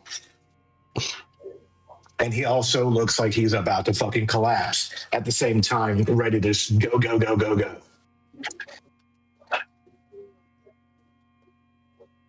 We got it. We got the beat. I'm playing Gary Glenn Space alias Gary Gen's place. Yeah, Glenn Gary Gen Space Glenn Space. Currently I am hacking Terminal 1 to see what happened in the last wee bit, just interfacing with the computer, seeing what went down. Got more shit to do, but I guess I'm just in the computer, in the moment. Yeah. Arthur Scullett, veteran Marine, currently using his crap investigative skills, try and piece together what happened in this room. But looking at the video, it appears that there is another hostile who's mutated in some way and has just popped out of the airlock for a bit of a stroll. And if there's a full atmosphere out there, not a healthy place to be, I don't think. There, Arthur. I think that dude is he's probably toast. I'm not great without atmosphere. I don't know about you guys. Yeah. No, I'm with you on that one. Yeah, I do need my atmosphere. It does help. I do think that regardless of whatever's going on, we need to start thinking about, like, are we going to stay and help those guys out on the space station? Are we going to go and do something else? We need to secure this ship first. If we can, I know there's a couple of weak points on the ship that we should probably address before taking the ship. But it's probably good that we took all those animals off the ship, because I'm just guessing that they're all gone, man. But we got a ship now. No, all the animals are like infected and shit. That's all I'm saying, is that they're infected fucking animals, good ridden, let them be. Like, we got a spaceship. I mean, that scratch. We got a spaceship though. Is there, Bill, on the video that we've just watched, was there a timestamp? Yeah. We're going to get to that in really quick. Okay. All of you roll a d5. All of us roll a d5. 1.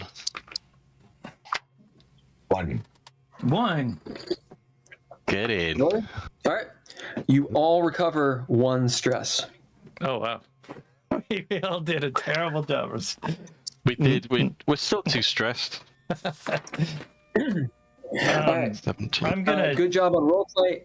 So real quick, let's resolve Arthur because he was in the middle of a roll. All right, you want to know the timestamp for what purpose? Find out when it happened.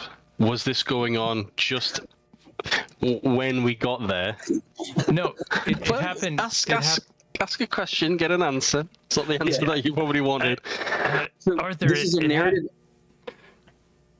Arthur, it happened when the doctor just pretty recently when the doctor came down here and. So here's the thing. This is a fluid moment. I have in my mind what the answer is. Yeah. The question is, does it serve you or not? So what I want to know is, why do you want to know? To track the doctor, because effectively we followed him here. Yep. I need to know if he met this person here, traveled here with this person, and the time difference between when we got here, killed the doctor, engaged. Fine. All right. This very neutral question, and I love it. And Glenn Space is correct. This would have happened when the doctor disappeared and then reappeared and attacked you all. Okay. So this has happened like 30 minutes ago. Yeah, before you got into the reactor. It's recent. Okay. Yeah. Did you roll? Oh, did you want me to re-roll? From what I remember. So roll a real roll with real dice. Yeah. And just a little heads up for 27. Mark Zero, you can re-roll. Can he re-roll for the experience because he's got that stim pack on him? Yes. I mean, all of you can if you've done a stim pack. I don't think my stim pack. We roll that D10. Yeah. If it's all rolls, then yeah, you get it. Them the rules, man. Is a 5. Yeah. Grants advantage to all rolls for 1d10 minutes. Mark Zero or Glenn Space, roll a d10. Let's see how many minutes this goes. Because I thought it was an hour. It's actually at 10 minutes. Oh, was it? I got an 8. Yeah. All right, so 8 minutes. So how long's it been? We'll say that we're. I was narrating, kind of like. Yeah, we'll say that we're at minute 8 right now. So you guys have 8 more minutes of this. Okay. Would you guys get? 27. Yeah, you blow it up. You said 27? Mm-hmm. Yeah. And remember, if you re-rolled, Cameron, then you regain that much stress instead. Okay. And thank your buddy, Glenn Space. Okay. Thank you, Glenn Space. Glenn Space, you get 1 XP for being a librarian. Stickler? Oh, nice. Yeah, you can absolutely. You can't read the lips, but Ian says, yes, and throws down some closed captioning AI style. Of course, it has the general AI mess ups, because I'm a dick, and AI sucks. And here's the by and large what you get from it. The doctor is obsequious, and he is trying to calm down this guy, Buddy. Okay? The doctor has an air of, being obsequious. He's almost venerating this guy. Think of the relationship between like a counselor, like an advisor, and a prince. Okay? There's a station situation here. Like, he's like a lord, and the doctor's like a doctor. Yeah? Buddy is talking. It's garbled. He's snarling a lot. He's saying nonsensical things. The doctor tells him it's just due to the stasis, that he was awoken, in a way that he wasn't supposed to be. Buddy keeps on talking about how he's hungry. And that's most of what his dialogue is. He's extremely hungry. The doctor juices him with something, saying that this will tide you over. Think, hello. Serum. Is it Just a little pinprick. Is it the same stuff that he gave us, or is it a different thing? Feel a little sick. Yep, that kind of shit. Do you guys know what I'm talking about? Yeah, Pink Floyd. Come on. Is it the same? Ow. Is it the same stuff as? Is it the same stuff that he gave us? Is it the same syringe style as he gave us, or can we not tell? Well, you're not a doctor. No. He's definitely using a big ass syringe. It does not look the same. We'll say because John rolled so well in your favor, it's bright orange serum. It is not dark purple serum. It's something different. Yeah, right. It's can I look at it? Push-up. He's like he gets in with that. You know, Cameron knows what I'm talking about. Can I look at any aft cameras out the airlock at the same time? Hold on 1 second. Let me finish up with Arthur really quick. That's the basic gist. He says this will help you, but he calms down. But he asks about where Jessamine is, and he asks about where 1 XP to who remembers the girl's name. The little girl, I don't know that I ever. It's Where are you? At least it's not the right Jessamine. one. Jessamine. No, Jesmine's the one. There's the little girl is the other Andrea. one. Yep, nice. You get 1 XP. Andrea Labatt.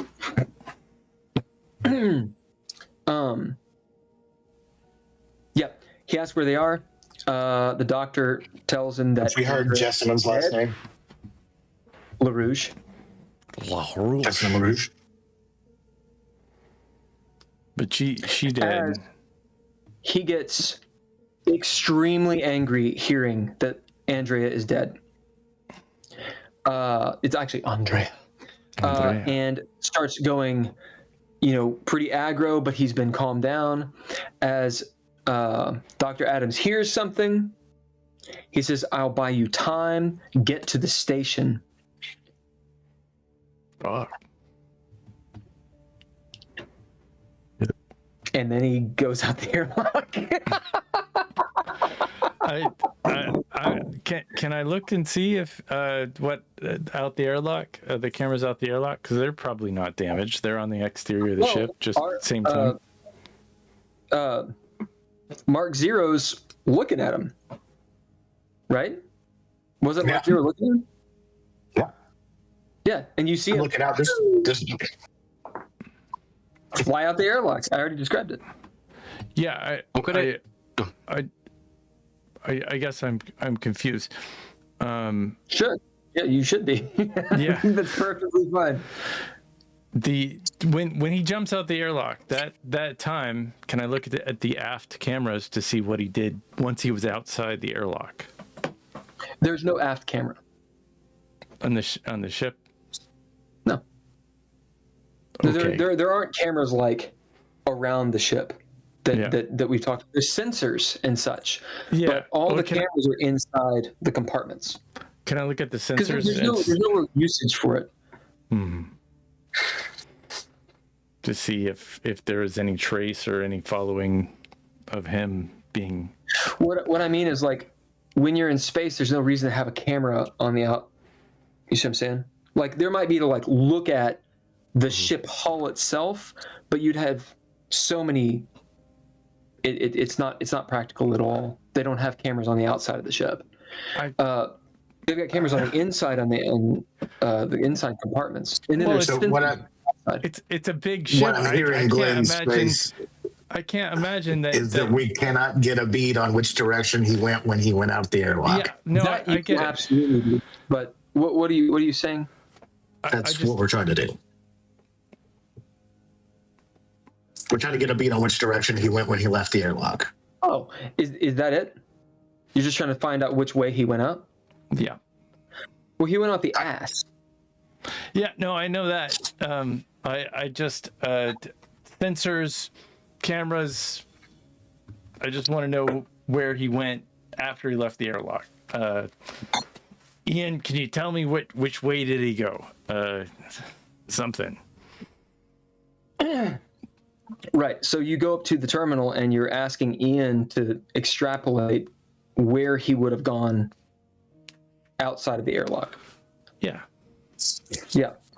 Yeah, you can absolutely do that. But on the point of thinking that it's ridiculous that you shouldn't just be able to look, you're really far away from the station, right? There's nothing else because it's space. There's a planet. There's the space station. There's ships in orbit, right?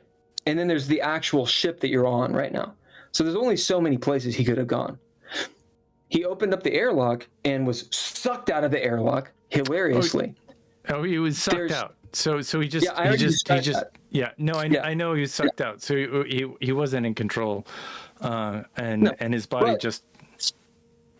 But you don't know, and there's not a camera out there watching to see that because it doesn't make sense. Would there be any sensors out there to detect anything approaching, like debris, not like if there's an impact warning?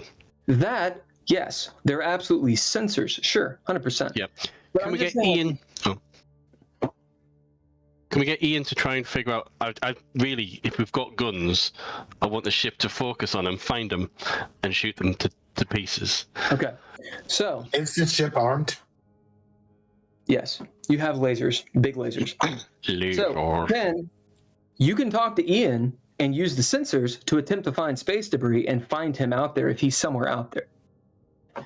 I don't understand why it's strange that you wouldn't have a camera on a spaceship. I don't know. If you've seen the Star Trek, for instance, they have cameras outside, pointing outside in all directions at any given point in time. No, they have cameras pointed at the hull, and they have sensors that go out. So it's a view screen. It's not a window. Oh, they can zoom in to spaceships that are like if we wanted to see. No, those are sensors. Those are not cameras. Yeah, if we wanted to see the outside. But yeah, okay, I'm with you, whatever. Bill. Yeah. I mean, Anyway, I'm not. Get it. My annoyance is I'm It's not cool. being difficult. All right, can we move on to the next thing? It's all right. It's all right, man. Let's just move on to the next thing. Okay, you're trying to find if this guy is flying somewhere out in space, I think, right? Yeah. Use the sensors. Just pick them wanted up to as see which debris way. with heat. Yeah. With heat or whatever, and shoot them. Okay, tell me what you do, and we'll make the roll. Right. Well, if we have the camera angle, and we got a lot of math in this, so I'm gonna say, Ian, can you calculate based on his trajectory out this aft airlock and the timestamp, about how far away is this guy from the ship? Yeah, go ahead and roll. All right. So, video-wise, it's like 20, 30 minutes ago, which means he could be at the station. We'll see where he is based on your roll. That's pretty much the narrative. It's a 41. Is that a success or not? Now, you would not use hacking on this. It's a success for intellect. It's under my intellect. Nice. Yeah. As you're looking, there's loads of space debris next to the station. As Ian is going through his AI extrapolations, timestamp, et cetera, looking around, and you can see, like, with the sensors, it like pinging off and him showing graphics that emulate what those sensors say. And he's able to locate a few targets which have the same velocity that could be him. Any of those? He is almost to the station. Yeah. Any of those? As in, there's a few. Yeah. There's a few targets that came from Yoral's airlock that are flying with him. Is the idea. So, yeah. I'll ask Ian. Do any of those have a diminishing heat source or a heat signature? I love it. Ian pipes up. They do, but one is much warmer than the other ones. Right. Can we shoot that one? I got this. Right, Mark, you up? Yeah, this is Terminal 1. I think I got. You said got you could do it in Terminal 1?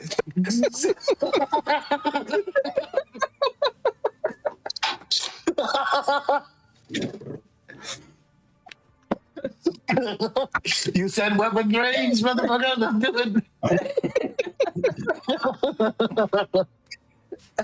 Yes, you can shoot that one. So here's of course the digs. You have one, maybe two shots. He's very near the station. On like the Star Trek like Beyond style trajectory thing. Getting in there, or Halo, whatever you want to call it. Ian will say, "Are you sure you might hit the station?" Yeah, pretty sure. Let's go. All right. I cannot shoot it, but one of you can. At a Terminal 1. This is a Terminal 1. This is Terminal 1. Let's do it. As you see this hacked terminal, and like a little joystick comes out, and whatnot. It's an Atari joystick. I'm trying to do this on a busted because Miller's the one who had your. So you have a laser cannon. You have +1. It does 1d5 mega damage. Yeah, it's extra damage. If we hit the station, I think they'll be pretty upset with us. So I need to make sure the +1. I'm not 100% sure what that means. Yeah. I don't know. Surely it's not. It gives you literally +1 because that would be ridiculous. But it would also be Mothershipy. What was the roll? Well, give me 1. Give me mega 1. damage. 25 + 1 mega damage. Yeah, it doesn't feel to be 5 mega damage, but you get a +1, and I want to make sure I know what that means real quick. Actually, originally I thought this ship did not have weapons, and then Miller was like, "Nah, dude, it's got tons of damage." Okay, hold on a second. Let me read their silly scripts. One thing about their books, it's definitely not supposed to be English, so it's like, what is going on? So it's not advantage because plus is just advantage. Give me a second. What am I doing? Okay. Talk amongst yourselves for a moment. Should we try to position the ship a little better? That would help. Mark, and then maybe take the shot. I mean, it's not like he has propulsion. He just jumped off, so we might have a few minutes to If we've got time, I will totally fly us to an angle where we will miss the station, taking shots at him. Yeah, let's. As long as we have a window. Time. Oh, we don't have time. You do not have time to reposition the ship in terms of. So really quick, it literally means +1 to the percentage. Yeah. Wow. So what Ian tells you is within just a couple minutes, it's going to be harder to hit him, and beyond that, he'll be at the station. Yeah. As in, like, he'll be on the station itself. So you guys are in an orbit. You can reposition the ship along that axis, but to actually gain the kind of trajectory. Angle to trajectory, yeah. That's probably, yeah. You don't have time to do it. It's way too complicated to slow down. Actually, what I would do is head towards him and go up. So that I'm, so like if he's going this way, I would be going this way too, just farther up this way. Yeah. So that you can do that, but it will take you time to do. It will take you time to do, and also, it is a very difficult thing to pull off. You can try. We'll just take the shot from here. But it's going to be with disadvantage and very, very difficult. We'll just take the shot from here. Okay. I'm gonna open up a channel to the space station and send them the coordinates. You got a incoming hostile Omega level threat. Do you respond Is anybody in the space station still alive? So, I love this. So, Mark Zero, you're on the controls. You see that you're using a big old, where is it? Fuck. Goddamn this goddamn book. Mothership, get a better book. Oh. Sorry. It's really fucking annoying, honestly. Where are you? There we go. Come on, asshole. Right. You're using a laser cannon, okay, to shoot a hell beam, okay? Sensor sweep, you see, roll a d5. It's going to be at least 2. What is it? It was a 2. Yeah. So you see 2 extremely viable targets. You know it's one of those. All right? Difficult shot. If you fuck it up, you shoot the space station. Like, extremely easy to hit. You're 30 minutes away, right? 20, 30 minutes away, trying to shoot something big, like literally hundreds of miles away. Just to put this in perspective. Let's do this. Hard shot. This is like almost impossible, what you're trying to pull off. We still have a chance, though. Yeah, you have a chance. You absolutely have a chance. It's extremely difficult. Okay. Putting that in perspective for Mark Zero, as you're lining it up, as like, you know, the diameter of your laser beam is like, blah, right? Turbo laser style. Meanwhile, Glenn Space, you're like right over, you hail the space station, which if you remember, Ivy Dukes mentioned this. Mm-hmm. Okay. What do you say? Boo-woo! What do you say? If a space station, whatever your name is, you got an incoming hostile, I would recommend firing at these coordinates because I'm afraid that your space station will become a snafu even more. And I sent him the coordinates. Is anybody manning? Is anybody manning the fences? You see that Buddy is headed towards the barrel. Mm-hmm. It's heading towards the if barrel. I miss him, I'm going to hit the part that probably has people. Still. It's the corpo part. As you send it out, sends out at light speed as you're kind of sitting there and you guys are waiting. The longer you wait, the harder the shot is. Okay? Oh, take the shot. As take the you're shot waiting to if hear you back, want. you've sent that out. Mm-hmm. What's the projected return time for a return communique? Oh, within like 10 seconds. Space. Yeah. I will wait 10 seconds. We're so close. Okay. As you see that thing move past the first ring. So it's very, very, very, very, very near. As you get a response back, this is Campus Station, as the guy's talking. This is Campus Station. Identify yourself. Yeah, we got to fire now. I worry about your safety. Do not fire on. As you see this orange beam shoot out past, it makes that sound. As the power level, since you're in right next to the reactor, you see it like woo, woo, woo, woo, like shooting the laser beam. Roll the damage. Okay, that's a D5. Okay. And just to be clear, when we do a D5, I go 1 through 4 or 1 through 5, and then 6 through 10 is the same thing. No, 6 is a 1, 2 is a 3. 4, 5, 6, 7, 8, 9, 10. Okay. It is an 8, so it is a 4. Yeah. Woo! I just want to give you guys an idea of how much damage that is really quick.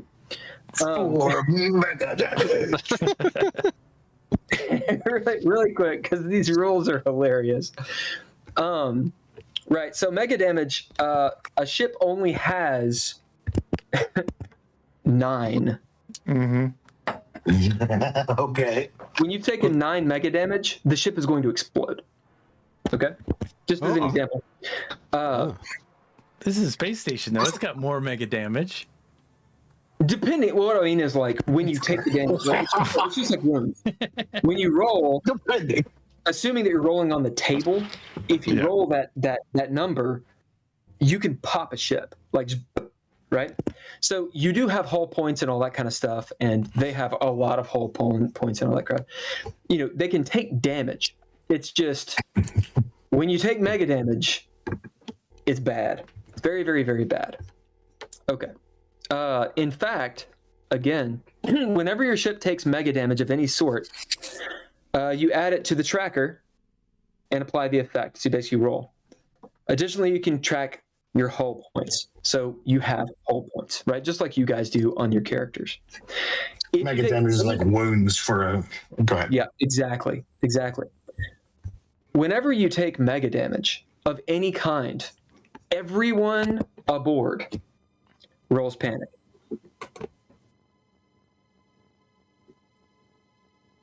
Everyone. Do we have any smaller guns? The whole space station. They're all gonna come and kill us. Panics. Look, the way I see it is collapsing in on itself and dies. It's a big deal. like, So with all that in mind, make your roll to hit this guy with disadvantage. Now, what are you rolling? We'll go combat. Okay. Is there a way that we can aid him? Are you attempting to apply? Well, it's definitely going to be firearms. It's got to be firearms, right? Nope. Firearms will not work with this. These are ship cannons. Okay, how about piloting then? Let me look. I don't want to be. I don't want to be too shitty on you. So give me a second. Yeah. While this is going on, objects in space.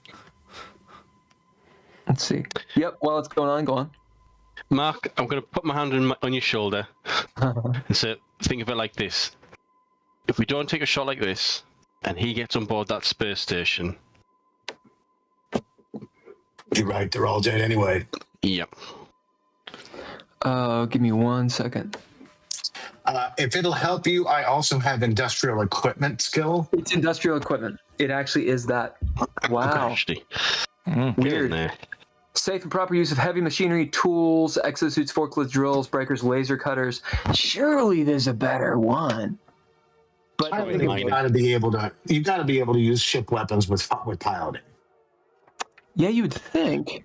That's trained. Because I'm looking at the rest of them, and like that's a higher level skill than it's operation and control, which is pretty high. I mean, you could argue operation would make sense. Or asteroid mining, because you shoot asteroids and you know exactly where to shoot and cut through the rock, maybe. This goes back to my question before, or my concern. Yeah, my deal is operation and control of aircraft, spacecraft, and other vehicles. It does technically fall under that, and it seems just narratively better than industrial equipment. The same thing, though. It's not really operating the spaceship. This is like a capital gun. I don't think pilots shoot these guns necessarily, but you can see it either way. And you have both skills. One is trained. Is the other one expert? So industrial equipment is trained. Piloting is an expert skill. We'll give you the piloting because I mean, that's the general. It does say operation, and you are operating the spaceship. So yeah, let's do it. All right. So I roll 2d10, and Arthur is aiding US. Yeah. All support. Using command, awesome. So you have all right. He's using command to do this. That's great. It's like, all right, you're right, Gunny, and you want to help me out go in space. This is a big. Oh, you can't. Help me clear this fuzz on the screen, man. Yeah, I'll use my computer ability to enhance. Okay. I can do that. So, 2d10 You try to use the computer. You've hacked the computer. Yeah. Yep. Okay, so you get advantage on it. I dig it. All right, and we're trying to get under that number plus that number. Correct. Under 69, baby. Let's do it. It's not under 69. Oh, That is the first roll. you got advantage. First roll was a 92. Pick different dice, or don't. And the second one is a 29. Nice. That's awesome. Do you see that? It was 20. It was a 92 and a 29. They were completely opposite on the dice. Nice. All right. Let's see really quick. Ship rounds. Give me one moment, guys. Sorry. Just making sure I'm actually doing it right. These are movements. Mega damage. I want to make sure this is important to know the rules. This is actually important. Oh, and you actually technically get that +1, so it's one below. All right. Can I describe the scene? So I've got exactly in my head how this looks. Yes. Hold the description just for a second. Yeah. T. Into my T minus round. Oh, nice. I see. Okay. Great. Okay. That's actually really, really good. Like for you guys. And let me find your fucking ship because god damn it, this fucking book. What is your hull?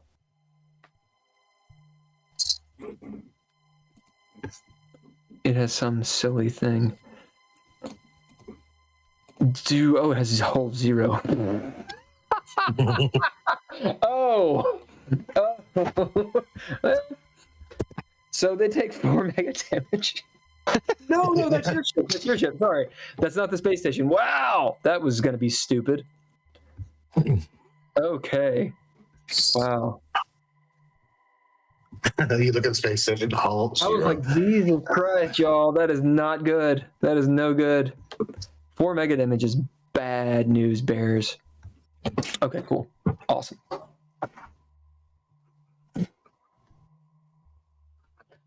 Okay, so they have hull 2. Basically, Cameron, the way it works is hull is DR. Okay. So you guys have hull 0, which means you have no DR. It doesn't soak damage, which means they did take mega damage, but they didn't take 4 mega damage. Still, everyone on the station. This is a class C, correct, station? I believe that is correct. Yeah, it's not So a class You B. said it was not the biggest. It was not the second biggest. Yeah. Okay. All right, so they take a point of mega damage. John, describe. So, okay, the theme. Glenn Arthur huddled over Mark as he deals with the pressure behind us from the reactor. The heat is intensifying. The whole room that we're in is beginning to shake. We can feel the whole spaceship about to buckle under the pressure. All the energy is then released. Massive beam, 20 meters wide, plunges through space, cuts through, and then ignites this little gnat. And there's and then we go, oh, well, I hope that was him. And you see both targets. The laser beam, so it's not failure, of course, or not critical failure. The laser beam does hit the hull, does hit the station. It's a glancing blow, but it's enough to deal a point of damage. As it moves past, scorching the ring, it does not bisect the ring. Good. Just melts all the glass and cuts, to use a couple meters, out of the hull of the barrel. But it is not a critical hit.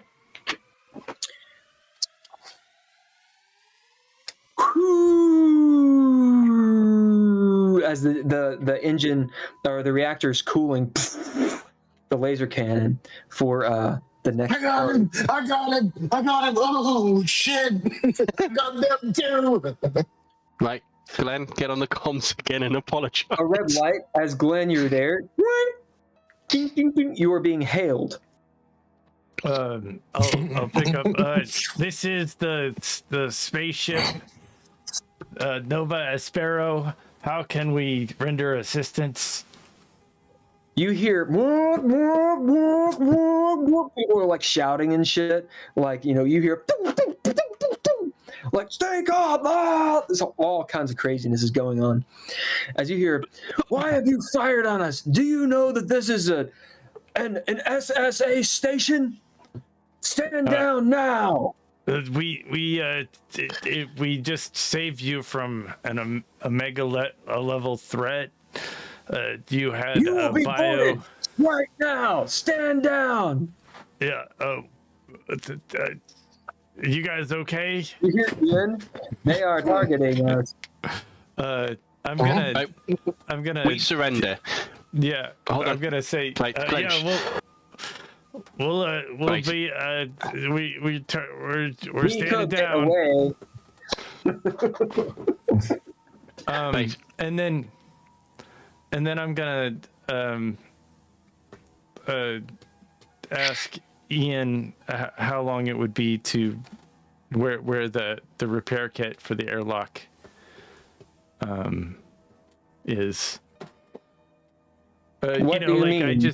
I just need a little, you know, how our airlock is damaged. So if we go into a faster mode of travel and sort of feign like we're gonna go back, you know, perhaps, you know, the ship won't explode when we enter into hyperspace. As you described to Ian the nature of the issue with the airlock, the issue with your airlock is on the outside door, which means so long as the airlock itself is not pressurized, technically you would be okay. Because it's not on the inside door. Okay. So the inside door is part of your hull. You just depressurize the airlock and you don't technically need to fix it.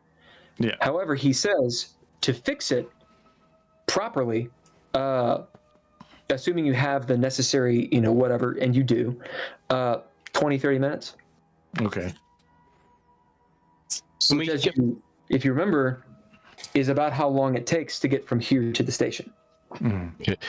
Can we get back into the comms to the space station? Oh, they're on the comms with you. They're like, stand down now. We stand down right now. Right. Yeah. We stand down. I power down the weapon. Yeah. From the terminal. As Ian will actually say, are you sure you want to do that? It will take a few minutes to get it back up. Yes. I hesitate. Then at the warning label, I hesitate. I look at you guys. I cover the mic with my thumb. There's still a second target out there. Burned them both. Oh, we got them both. He rolled well enough to pop them both. Right. Okay. I look at you both. I look at you both, and I'm like, we can get the fuck out of here. We have a ship that's way better than the fucking million credits we would have gotten out of those dogs. We could just go. We took care of the problem. We could just go. Yeah, I agree with you. Yeah. Okay. How long will it take to get us out of here? Yeah. I say, all right, cool. I leave the gun up, and you start asking me questions. I am off.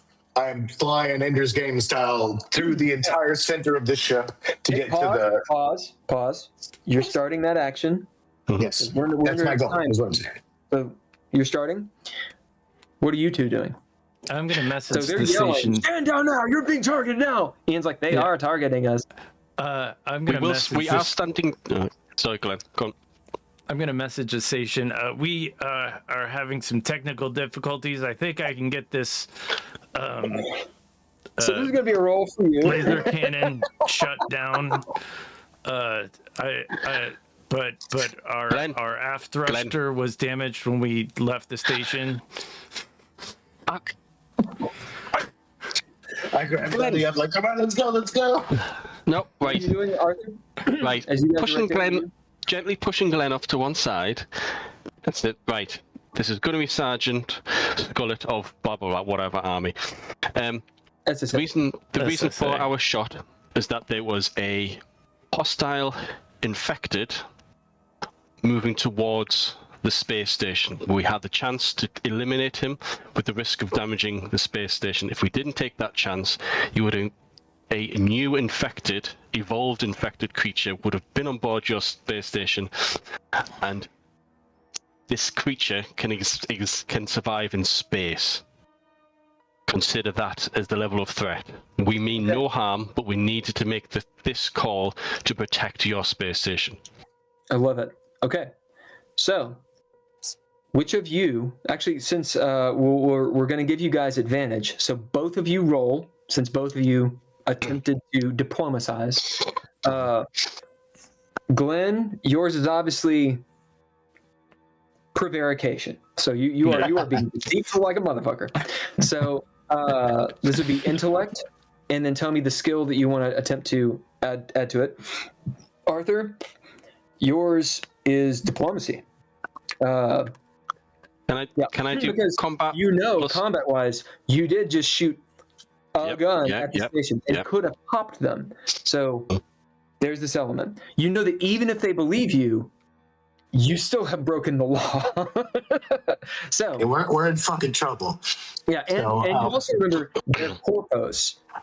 Yeah. So we'll see where this narrative goes. The better of you is going to whoever rolls the best, we're going to take, because this is an advantage roll. So you both roll once. We're taking the best.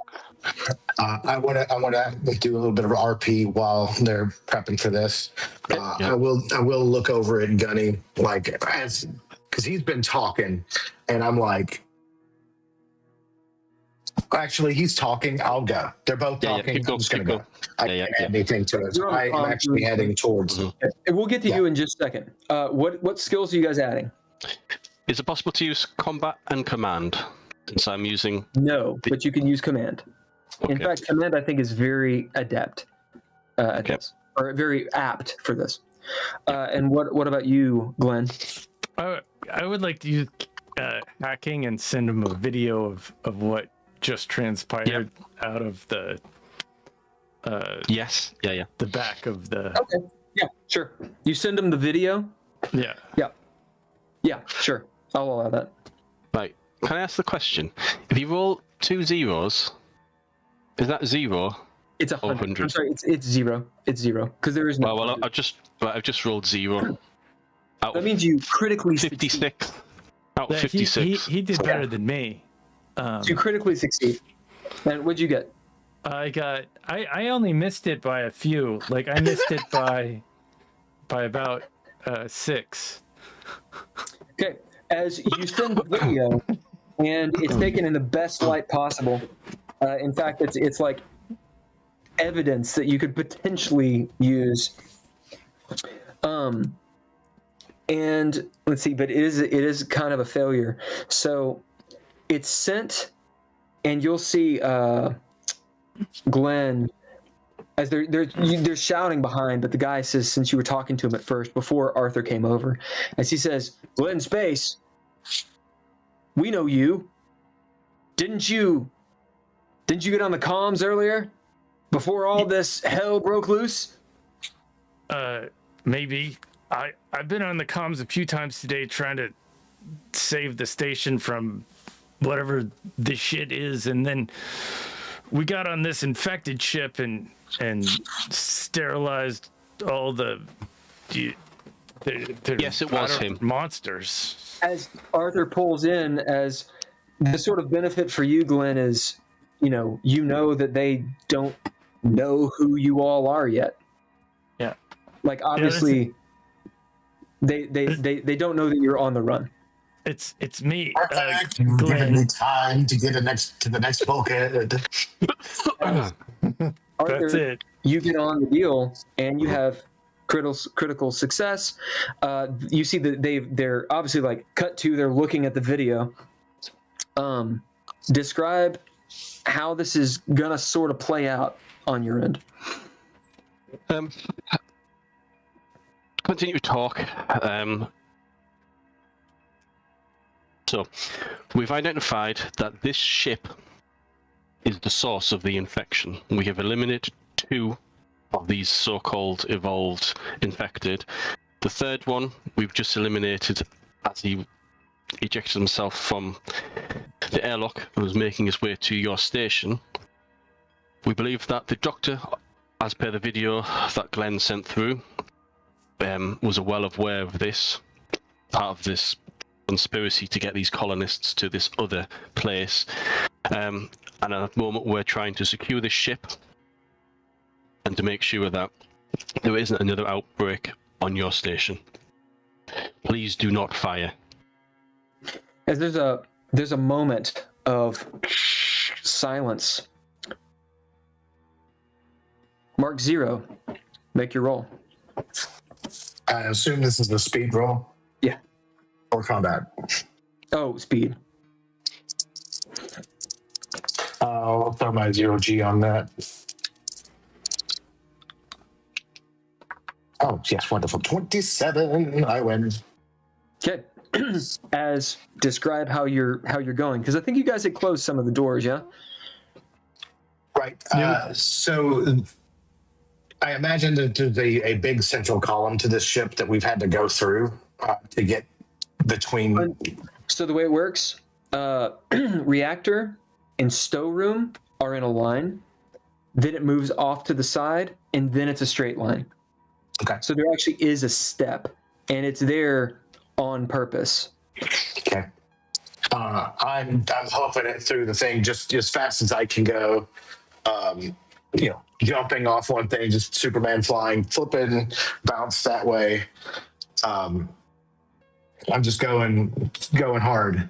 I think that everybody's gone here. I think we've cleared everything here, so I'm not paying attention. I mean, I'm paying attention enough, but I'm not. Yeah. I'm not also looking for targets. Are you looking for targets, or are you going as fast as possible? No, I'm not. I'm going as fast as possible, so that's what I'm trying to say. As you're moving around, you get to the storeroom, which is still kind of sort of smoldering. You get around to where the med bay is and just kick off as hard as possible. And it feels so slow because you're just a bullet whipping by past the place where Jackson is. You pencil yourself through the little like corrugated barrier that they had left. They had just opened just a little bit. Thing! As you keep going, and you notice up ahead there are a couple closed bulkheads. What do you do? Because you're heading extremely fast. What do you do? There's far enough out.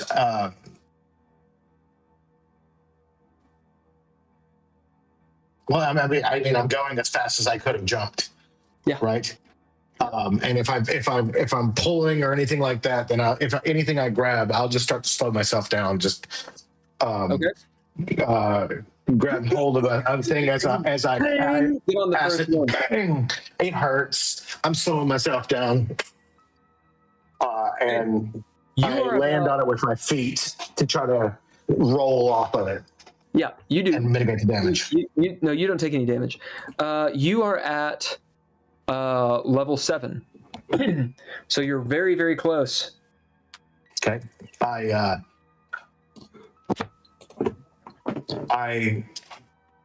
open the gate, and then I'm like, Ivy, open the next one for me. Where are you? As you're bulkhead 7. Do you want me to open them all for you? Close them behind me. Sorry. As Ivy's opening them, just as you get to them, as you see the command module, you're flying very quickly. As you land on the view screen, it like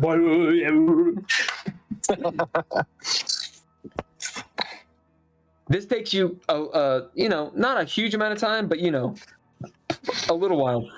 I'm still biking from here to there. Yeah, like half an hour. This took you like 6, 7, 8 minutes. Okay, right. You guys crackle, pop. They're deliberating. It seems. Yeah, I turn off our laser beam, our laser cannon. You do. Ian says they're still targeting us, but holding. Yeah, Ian, you may need to. How long does it take to prep the thrusters?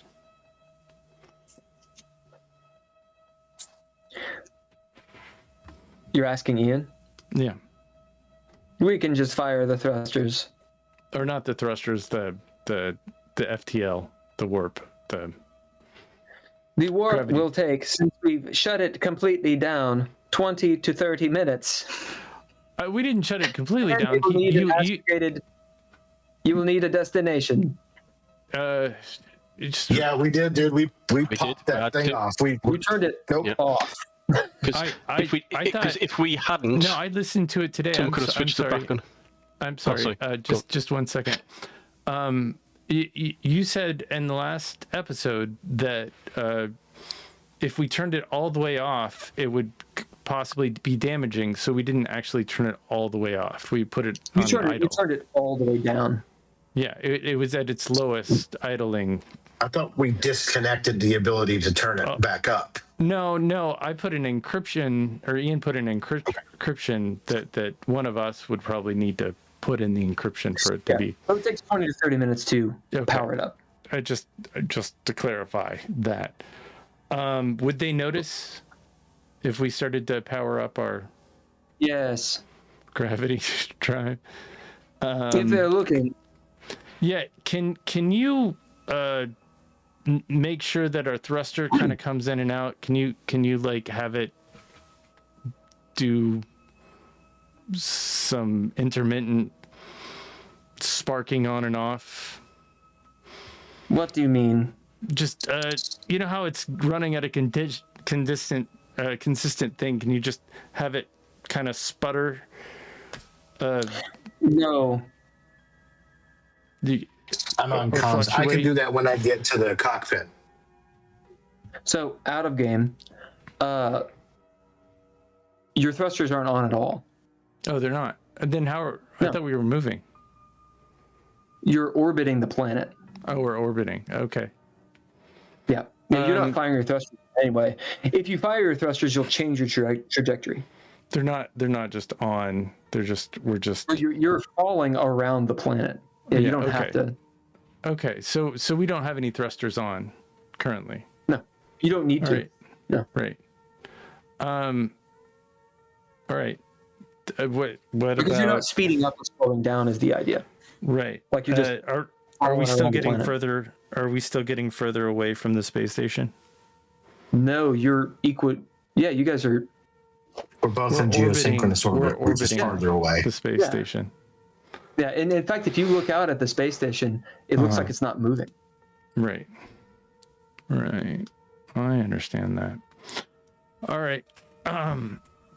Actually, it's kind of wild. If you look outside, it doesn't look like anything is moving. Because you're in tidal lock with the planet, and you're traveling the same speed. Literally, it looks like nothing is moving. If you pay attention, though, the background, the stars will be moving. Sure. Or technically, you're moving. Yep. Everything's moving. Everything's moving. So, as you guys are waiting for this response, as it hangs in the air, what Arthur has said to them, as they're obviously watching the video, or maybe who knows what's going on over there. Can I send him some more videos? Like any other videos of spam them. Yeah, Ian, do you have any other videos of what went down in the airlock when I have the some monsters video came above? Yeah, can you all fighting the zombies? Yeah, can you send that to the station? Yes, as you see, exporting. Like space Instagrams.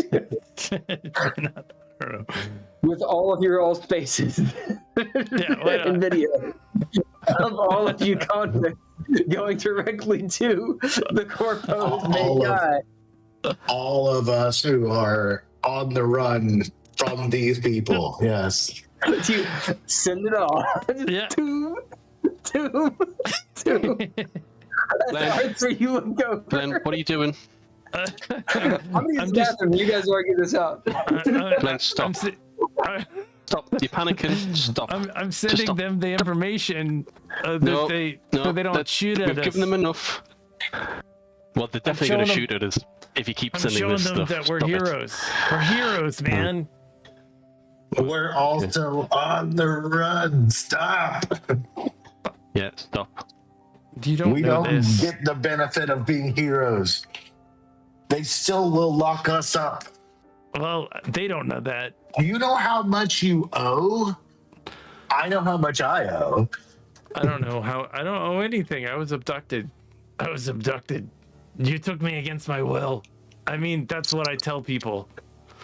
Yeah. I mean, sure, you promised a lot of money. I don't see any money. I got 50 credits to my name. What are you telling? You got 50 credits. You owe me 50 credits. I got a grand total of 50 credits. That's all I got, man. Like, what's the end game here? The end game is that we get the fuck out of this system. We have a ship now. We have to figure out how to hide the ship later, but we've got a ship. Sure. Well, we got a big fucking ship. It's got a big fucking gun on it. We get the fuck out of here. That's what we do. Yeah, then we go hold some other place up, ransom. We shoot them with this weapon. Make them give us money. Whatever. We just get the fuck out of here. Yeah, but it's 30 minutes before we can really get going, and I don't know about you, but can this ship actually fight a space station? We're in close range. No, it can't. It could take another pot shot and maybe disable one of their nearest weapons, but we gotta go. If they don't know that we're on our way, we gotta go. Yes. Well, you've missed all of this. The second we start going, they're going to start shooting at us. I know this conversation. Yeah, but, if we could kind of pretend like we're going back and, like, I don't know, use some gravity from the planet or something, or just tell them that our engines are all fucked up and maybe travel in a unpredictable way, and tell them that you worry about talking to them and not giving them any more information about us and make them think that we're doing something that we're not doing. I'm gonna fly us the fuck out of here. All right, well, give me a heads up before you start. Yeah, let's do that then. Let's just see what they say. We've got another 5 minutes. We've got another 5 minutes. Let's just see what they say. Oh, we've got another 10-15 minutes. Let's just see what they say. We'll keep our options open, but we are stuck here for the next 15 minutes. Stop sending them information that'll incriminate us. We've sent enough. It's not incriminating. We weren't doing anything wrong in the video. We were heroes. We were saving lives. Everybody's life on the ship we saved. I finally reached the bulkhead where I land, and I just look into the camera at Glenn's face, and I am like, do not send them anything else. I am coming down hard from this fucking stim pack. Indeed, the stim pack will be over. Because you said it was going to take me about 8 minutes to get back. Yeah. Okay, so 6-7 minutes have gone by. And in that time, I'm gonna say, Ian, is there a way you can? You've done all this in that time. Now we're starting at about 7 minutes. Go on. Right. Is there a way you could mask the signature of warming up the FTL drive? I'll see if I can do anything about that. Cherie seems like she might have something to pull out of nowhere. Can you position can you position the front of the ship to be headed towards the station? So maybe if we use the interference at the front of the ship, so they can't see what the engines are doing in the back of the ship. Just position. I don't think it's gonna work, man. Yeah, It's not nothing I really do a is gonna visual work. scanner. But It's more like a sensor.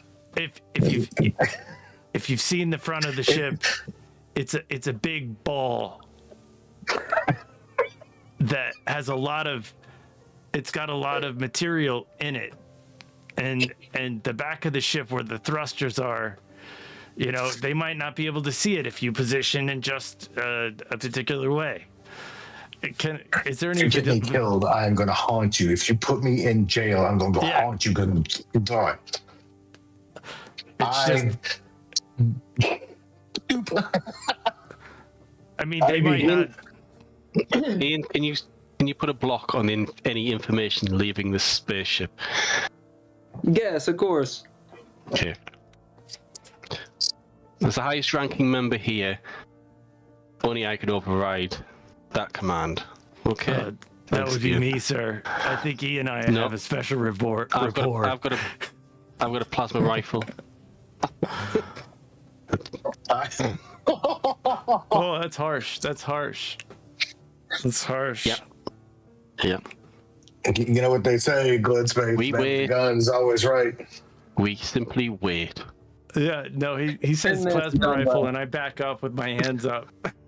Pulse rifle. 10 minutes have gone by. You see Ian is just sitting there like monitoring. None of the information is leaving the ship anymore. Like just transponder type stuff, normal stuff. And the lock on your ship, it's red around your ship. As Ian will state, he'll say, going off of your previous questions of the station versus the Nova Espro, we could deal significant damage to them if we knew where to shoot them. And I do, as he pulls up a diagram and all this stuff. He starts telling you the complement of the campus station and how many people are there and all these things. And we are not attacking the space station. I start thumbing through it, and I start selecting targets like weapons emplacements. What you see, basically just weapons emplacements, because that's all I want. Is it has lots of guns. It is not a military station, but it has several of the kind of gun you have. So you have one that's like on a turret that moves around, and you have to angle your ship a certain way to shoot it. You also have a defense cannon, right? So you have a so it's not the same thing. Got you. Okay. Yeah, they're two different things. The point defense laser. Yeah, exactly. The station itself has several of those. It's not an armada or anything, but it has several of them. And you also see it has a couple missile launchers and a railgun. Railgun. Okay, I put priority target on the railgun just to make sure. Because within close distance will blow up your ship. It's devastating. Yes. Yeah, it will deal a lot of damage if it hits you. But it's literally defense. And what you realize, since you're a combat guy, since both of you are combat guys, campus station, usually they wouldn't have this on a civilian station. As it dawns on you, they're a corpo station, 1, R&D, right, as an Alia Lumo, and 2, they're on the fringe. And you've already been told there are pirates. So that's why they have the point defense systems, the laser cannons, rockets, which is really weird, and a railgun. Also, as you're sitting there thumbing through, you guys are next to Campus B, which is the planet. It's purple, yes. Purple and blue. That has a big-ass settlement that definitely has corpo ships that are well-armed on it. Yeah, we are not fighting this. We are not fighting this station. As you see, it's about 15 minutes hence. And you see a shuttlecraft, a dropship, coming your way.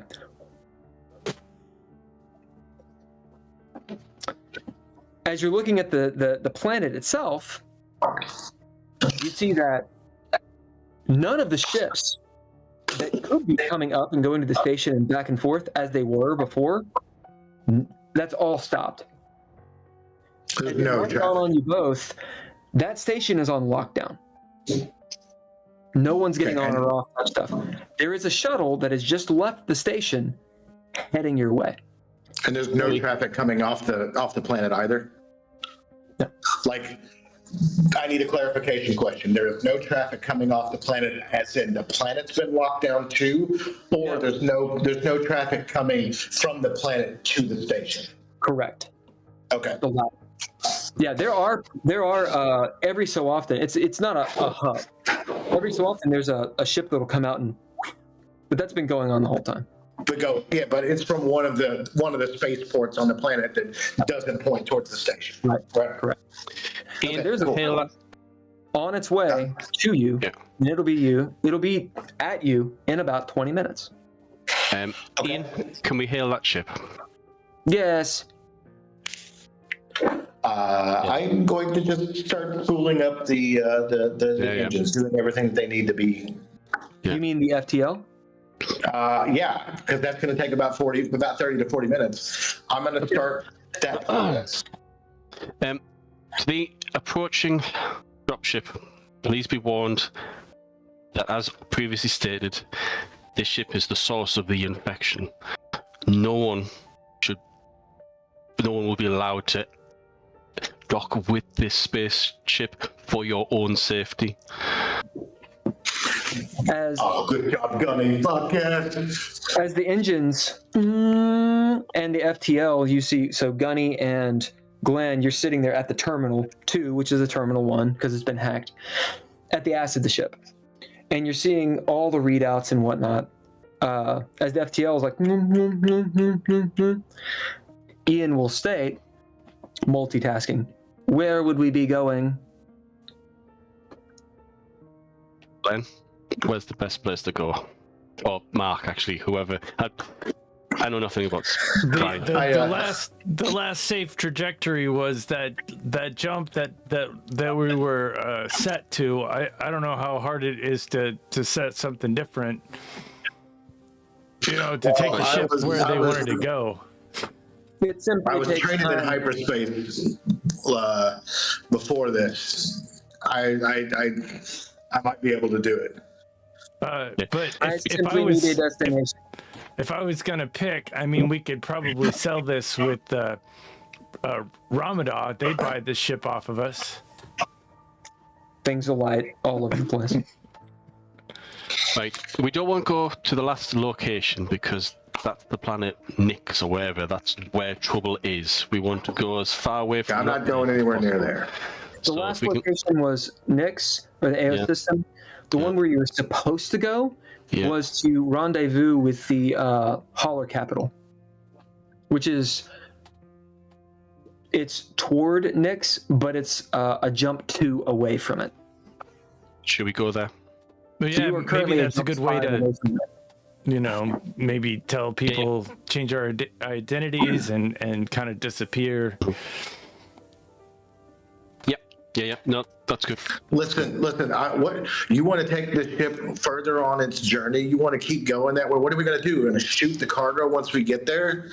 This is not our fight, man. We've done everything. They're going to try to put us in jail just because we fired on a fucking space station, man. Do you know what kind of crime that is? That's like Ian, tell us what kind of crime it is. How many people are on that station? That's that many attempted murders. Right? We're done. We are done. We could try look at my rap sheet. I'm done. I'm never going back. I'm not going back inside. We can Absolutely not. We can sell all this tech that we got from the remaining, cryo folks that we know that's on the ship to Ramadan.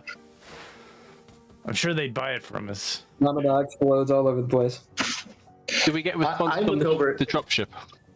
I look over at Ivy. Real quick, I had a question. Elliot was down fucking around. Is he toast? Did he get toasted while in that fight? Elliot wasn't with you. Okay. Did he stay in? Where was he? Where is he? He's on compartment 8, I believe.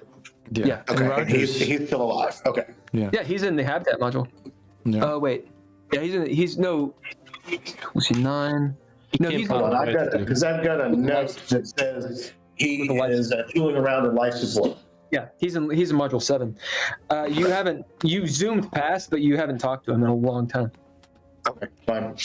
I look over at Ivy's there, and I look at her. I'm like, she looks stressed. Girl, we gotta go. Where are we going? As you see, you're just sort of like, I mean, we could rendezvous with the Holler Capital.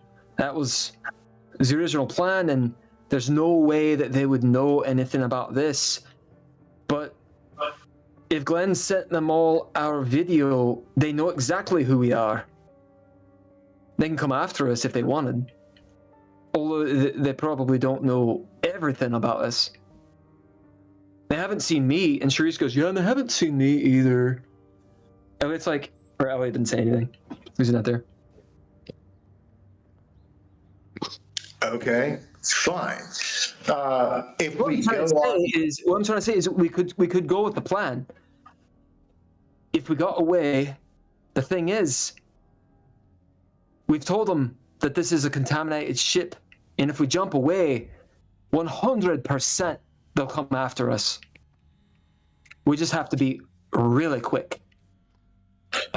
we get to the station, we dock, and we gain all the cargo we were supposed to gain before, and then we get the fuck out of there and go somewhere else and sell it somewhere else. Sweating like just beads as she sits there. She says, and the other thing is, the ship had a manifest. We were supposed to go first to see the Holler Capital. They wouldn't know immediately where we went, but it wouldn't take them too long to know the Nova Espro could have gone there. We'd have to be really quick. We could be quick. Or can we? I don't know if we can deal with them so they don't chase us. Yeah, I think we deal with them so they don't chase us. My job is to get the fuck out of here. I'm not going back, Ivy. I told you. I look her straight in the eyes like I told you. I'm not going back. I know you're not going back. I know. Everyone knows. Charisse is like, going back where? We get response from the judge. I look down at her with the most 10 minutes. Hold on. 10 minutes has gone by. No response. Does it get any closer? Oh yeah, they're on their way. They're 10 minutes away. Station hasn't responded. The drop ship has not responded. Okay, the ship can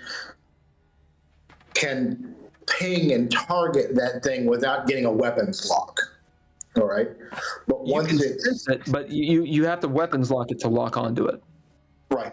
So what I'm saying is that we can start the preliminary process of getting a weapons lock by knowing where that thing is. It's all. You already know where it is.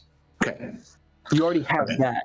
But to do a weapons lock, it's its own process. Its own process. Okay. And the gun's off, right? Yeah, it's powered down. Okay. I'm in the cockpit. I've got the weapon. I've got the engines spooling up. I turn the damn gun back on. Okay, so at this point, let's see. Hold on really quick. Let me add. So it was at 15. I said 10. You started. Your FTL will be online, I believe, in 5 minutes. The drop ship will get to you in 10 minutes. Okay? Your weapons only take a few minutes to charge. So it's kind of inconsequential, but they start to charge up. Okay. Can we choose a different location for the faster than light travel? You can. It'll take a few minutes. You just need a destination, and it'll take Ian a few minutes to calculate it. In that time, I will plug in the nearest Ramada base that I could find. Okay, it's pretty far. Yeah. Roll a d10. Okay. Because you guys are on the fringe, so actually you're on the outer loop. Excuse me. I think we need to go. I rolled a 1. Okay.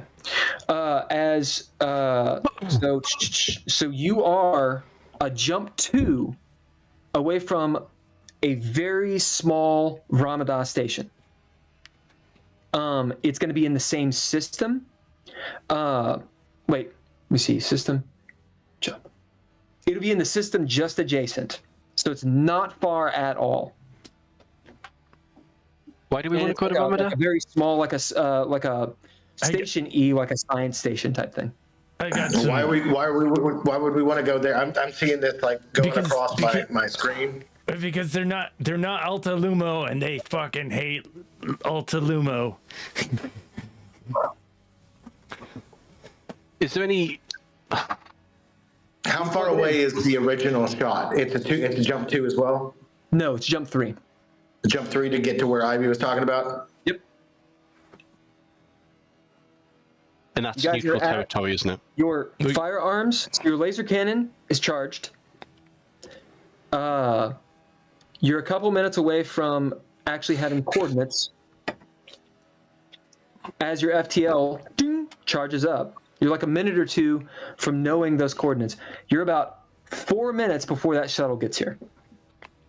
Ramada's gonna give us a shot to negotiate some stuff. I mean, I can't think that, you know, Alta Lumo anywhere where they're like these corps. You they're gonna do anything to get ahead of the other corps, cryo. Man. We're getting ready to jump. Yeah. True. You can't jump without being in cryo. You can. Yeah, you don't want to be that. Right, come on, Glenn. For you. Let's go. Well, we gotta have a place to jump. You're not gonna tell us where you go. I put my hands up. I'm like, all right, guys, I'm getting in cryo. Do it. He's put in. You look over, Arthur, and the coordinates he's put in are to that station. The Ramada station. Yeah. Right, Ian, can you change that? I'll wait till Glenn's left the room. Right, Ian, please change that location for the fast and light travel to the one recommended by Ivy. I don't care if it takes a couple of minutes. I'll stay here. We need to go to somewhere neutral. And Ivy suggested a neutral place, didn't she? She said to go to the loader capital or the hauler capital. The issue is that she said that there is a ship manifest that the Nova Espro, that's their scheduled stop, which means the station won't immediately know, but it won't take them very long to look, and then they can chase you if they want. Now, that doesn't mean they will. She says that Ivy thinks they will, but there's more going on in play here than meets the eye. So you guys got about 3 minutes before that dropship gets here. We changed the location to the next stop for the Nova Espro, like I said. As that's extremely easy for Ian to do because it's already there. It just switches. It's a jump 3.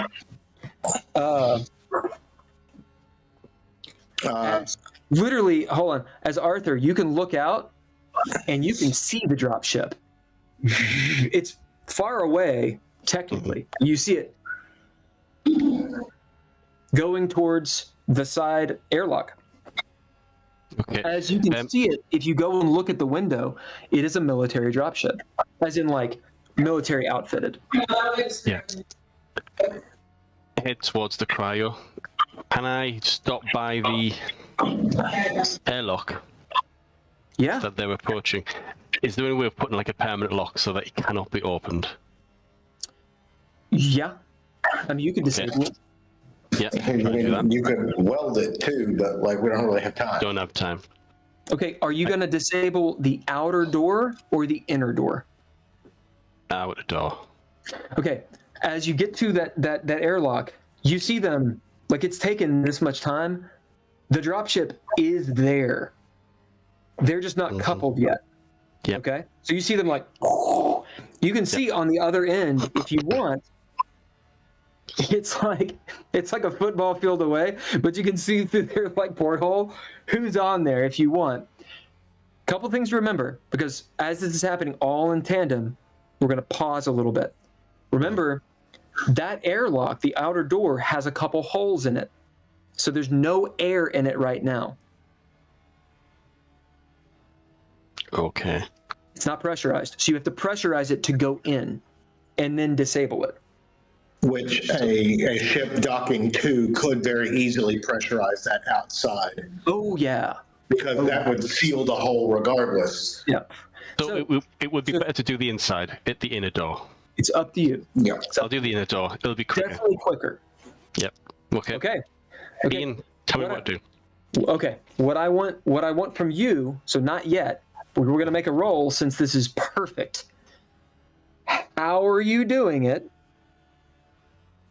But before you ask a bunch of questions, disabling the door, Ian can lock it. How do you disable it? Think about it. This is going to be a very narrative, creative thing to do. Whatever you want to do, and we'll roll it and see if it can work or not. Meanwhile, whenever Ken gets back, we're going to see where Glenn's pace goes, because I have a feeling it's not the cryo. And meanwhile, your name is Mark Zero. What are you doing? As you're hearing the chatter, you can see the boom. The drop ship is there, about to couple. Ivy's like looking. She's like, look, I suppose we should get in cryo. As Charisse is already in cryo. Fucking Elliot, Charisse, and Rocky, they're in cryo. Yeah, there's like you gotta drop down. Cryo. So there's two places to go. There's either the floor below in section 9, with all the weird dangly bodies. There are a couple in there. There's also the captain's ready room, where the captain's cryopod is. Right, that's not the one that was busted. There was one that was in there, but it was busted, right? No, I don't think so. There's the captain's and there's the XO. The XO is in his. The captain's out in space. Captain's fucked, yeah. Yeah. So there's one in there, and there's a couple down below. Yeah, Ivy's heading towards cryo. I'm pushing the buttons. I'm like, and throughout the ship, you have 30 seconds till cryo. You need way more than 30 seconds. Huh? You need more than 30 seconds to get into cryo, dog. All right, whatever. I initiate the thing where it's like, hey, now's your last chance to get in. Okay. So Ian will take over until you guys are asleep. Before he's not going to hit the button until you guys are in cryo. Glenn, what are you doing? I get and then to finish that off, I get in the captain's. We're doing a pause real quick on you because you're doing that. And Glenn, what are you doing? I'm waiting until Arthur.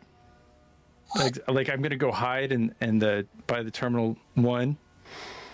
And so once, just by the terminal 1 that's just one flight above. I'm gonna go up a level. Oh, the reactor. And the reactor. I'm gonna hide up Where there. Are you hiding? Just up, maybe up by the grate where Mark Zero.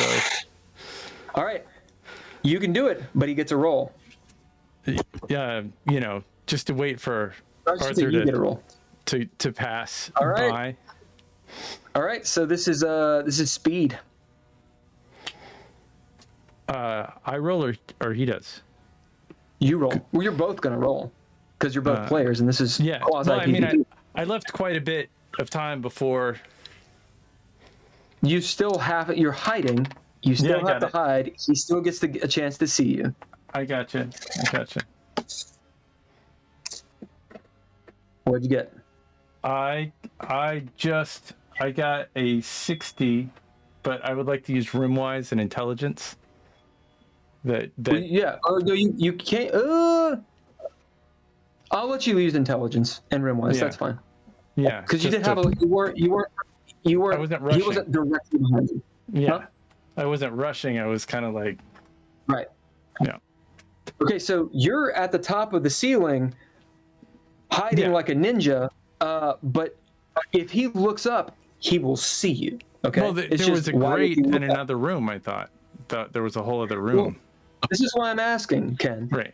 If you're getting in another room, I need to know that. You said you're just going above it and hiding. I need to know what that means. Hiding on the other side of that grate. Okay, so you get into the grate, There's literally no way for him to see you from the reactor, is what you're saying. Yeah, where Mark Zero was. Well, I mean, I think that there's maybe a possibility because, you know, I got to see him walk by. I'm kind of looking to see if he, you know, when he leaves so I can go to the terminal.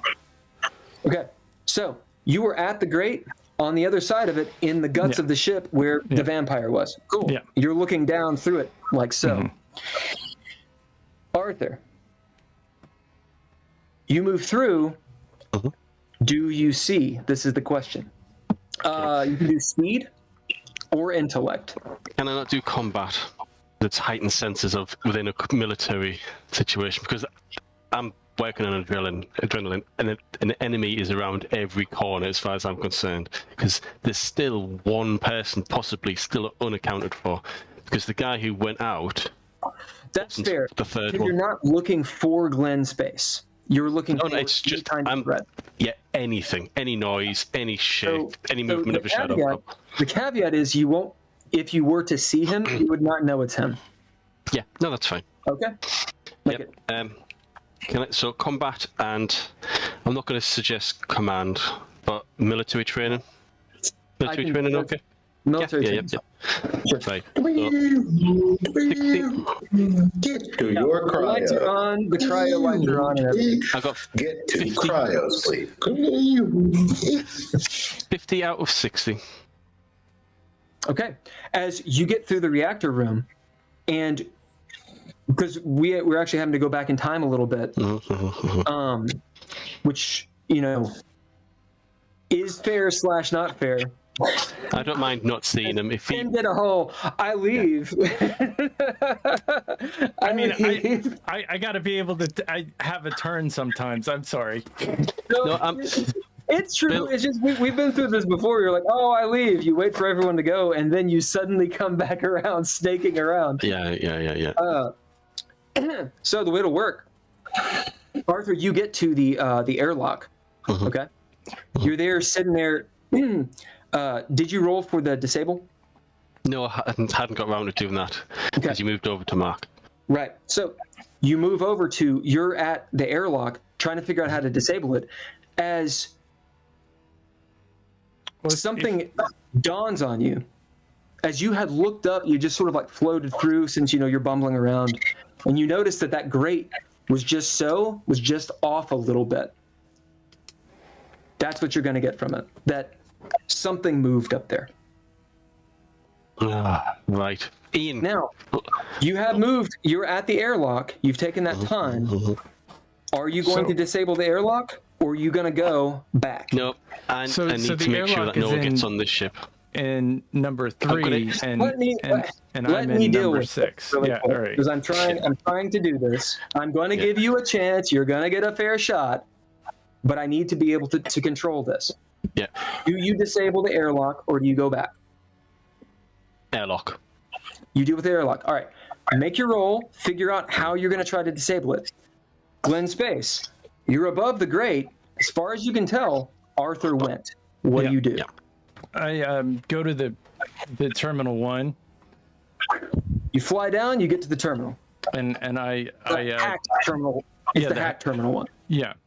Or were you at the reactor? I'm at the reactor. Okay, you're at the reactor. You know, after being threatened, I feel like that yeah. Don't care about the why. What do you do? Yeah, I hack the terminal 1 to give me command control of the ship. You're on a terminal 1. You have command control. Right. So as soon as I see that the FTLs are starting to get warmed up, I'm going to put in a command code that they shut down as soon as they are already warmed up. They have coordinates. Yeah. I'm going to make it so that down? I'm going to turn them off when they're ready to go. Okay. Make your roll. This would be intellect, and you don't need to hack. It's going to be computers. All right. So it is. I rolled a. Oh, I failed. I rolled a 91. All right. As you try to shut down the FTL, you're just trying to shut it, like just try to power it down, right? Yeah, or are you trying to shut it off? Yeah, power it down. Power it down. As you start to power it down, you do.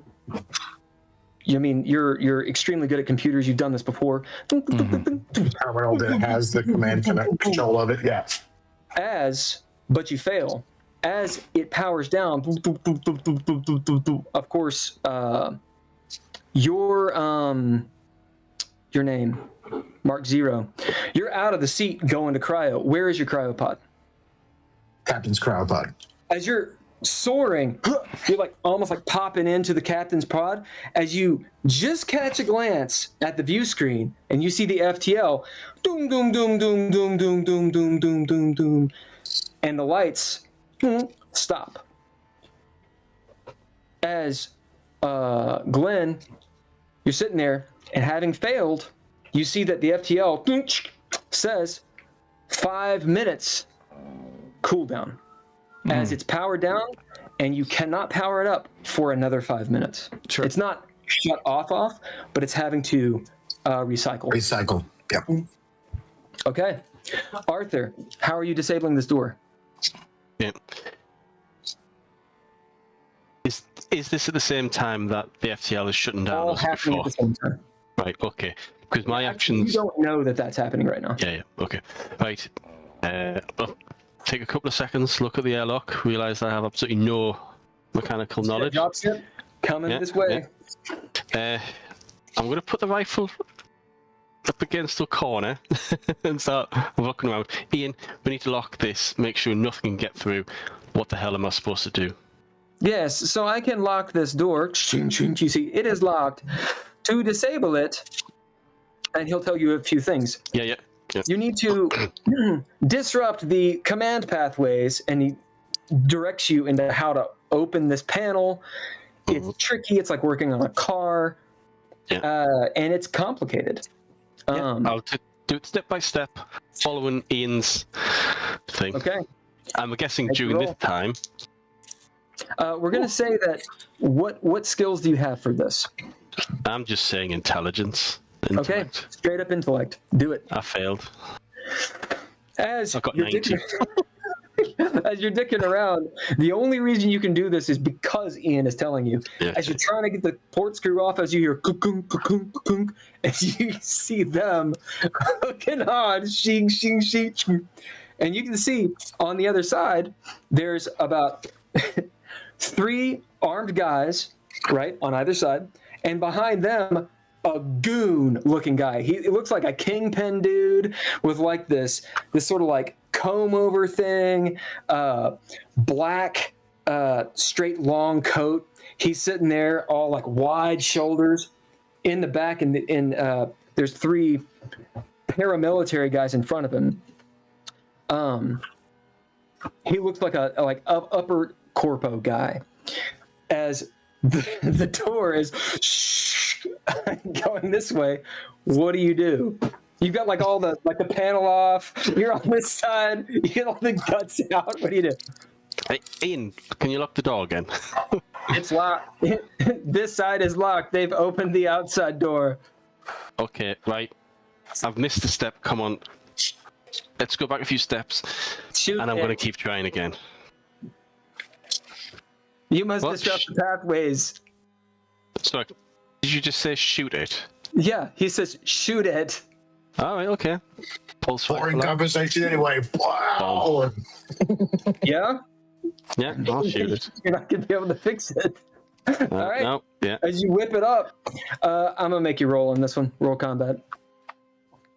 As the 3 dudes, they go up to the door and they're like, doo, doo, doo, doo, doo. One puts his thumb up as the one guy, the Goomba, comes out and he's standing there. What do you do? I got 57, so that's a success. I'm gonna just as you mark off 2 or 3 blasts as you blow the hell out of these controls.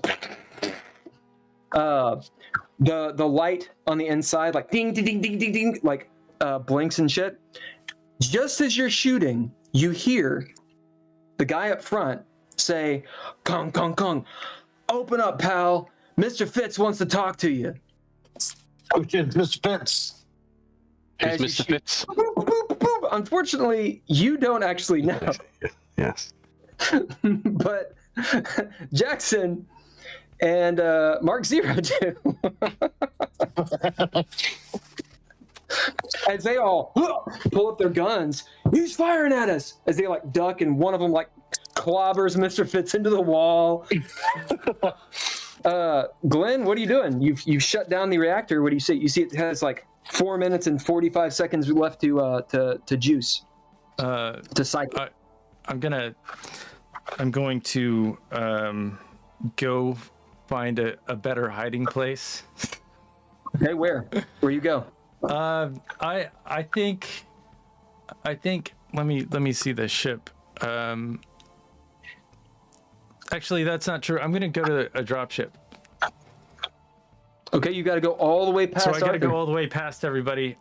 So I'm gonna try and go outside of the ship. You do have a pea suit on, and try to crawl along. I do. Actually, I think that's an interesting idea. It is interesting, except for except for if they So I'm just gonna try and sneak past Arthur. It sounds like he's pretty busy because he's shooting things and you know. It's going to be so you get around past the storeroom. You hear poo poo poo, couple blasts as you look down the main hallway where all this is, the med lab and all that shit. It's a hallway. Mm-hmm. Like sneaking past Arthur is going to be extraordinarily difficult. Yeah. Is it possible? Yes, it is possible. It has to be extraordinary though. So you're sitting there. Do you wait or do you go for it? Well, no. I instead of sneaking past, now that I realize, I'm just gonna kind of say, Arthur, what's going on? Are you okay? What's happening? And walk past him like normal. You're 0G. Yeah, or jump. I'm gonna jump. What are you shooting at, man? So Arthur, as you hear this, what have you done? You see him. There's no way you would know that. No way. No, hold on. Glenn, no way. That's fucking table talk shit. That is some table talk bullshit. Out of fucking game. No, it's not. It's not. It's not because there was nowhere for you to be from the reactor to here. Yeah, you were supposed to left. You left a couple of minutes. Fucking nowhere. Yeah, you left a couple of minutes before me. It's not that you've been up to something, but it is kind of weird that you just appear at it where he literally just was. That's cool. That's cool. I'm getting tired of that. Yeah, I'm gonna shut the door, and I'm gonna hack. Is there a terminal near me? No. No. All right. You know what, man? I don't think this is a very good idea. I think that you guys are doing some bullshit right now. That's what I think. So what I've done is I've saved your lives. Cause you guys are going down and like making all this stupid fucking decisions like out of complete terror. And I've had enough. You fucking threaten me. You fucking do all this bullshit. Like I'm not gonna go with you because of that. Arthur, what do? He's standing there. It's fucking not cool. You are on the stow side. Is that right? Or did you go to the top side? Whichever side they were heading towards. Glenn. Are you on the stow side, or did you fly past him and go to the top side? Well, I probably yelled at him and jumped across. Okay. So you're on the top side. That doesn't show me. Where's the fucking thing? So 1. So you guys are at 1 where the airlock is. Yeah, you're at the top. I'm headed of 1. towards that. You're at the very top of 1. And I'm gonna shut the door behind in the middle, right where the airlock is. Me if I can. And lock it. Ian, you can attempt to do that. Roll speed. Yeah, I will do that. And Arthur, what are you doing as he flips by and he says all that stuff?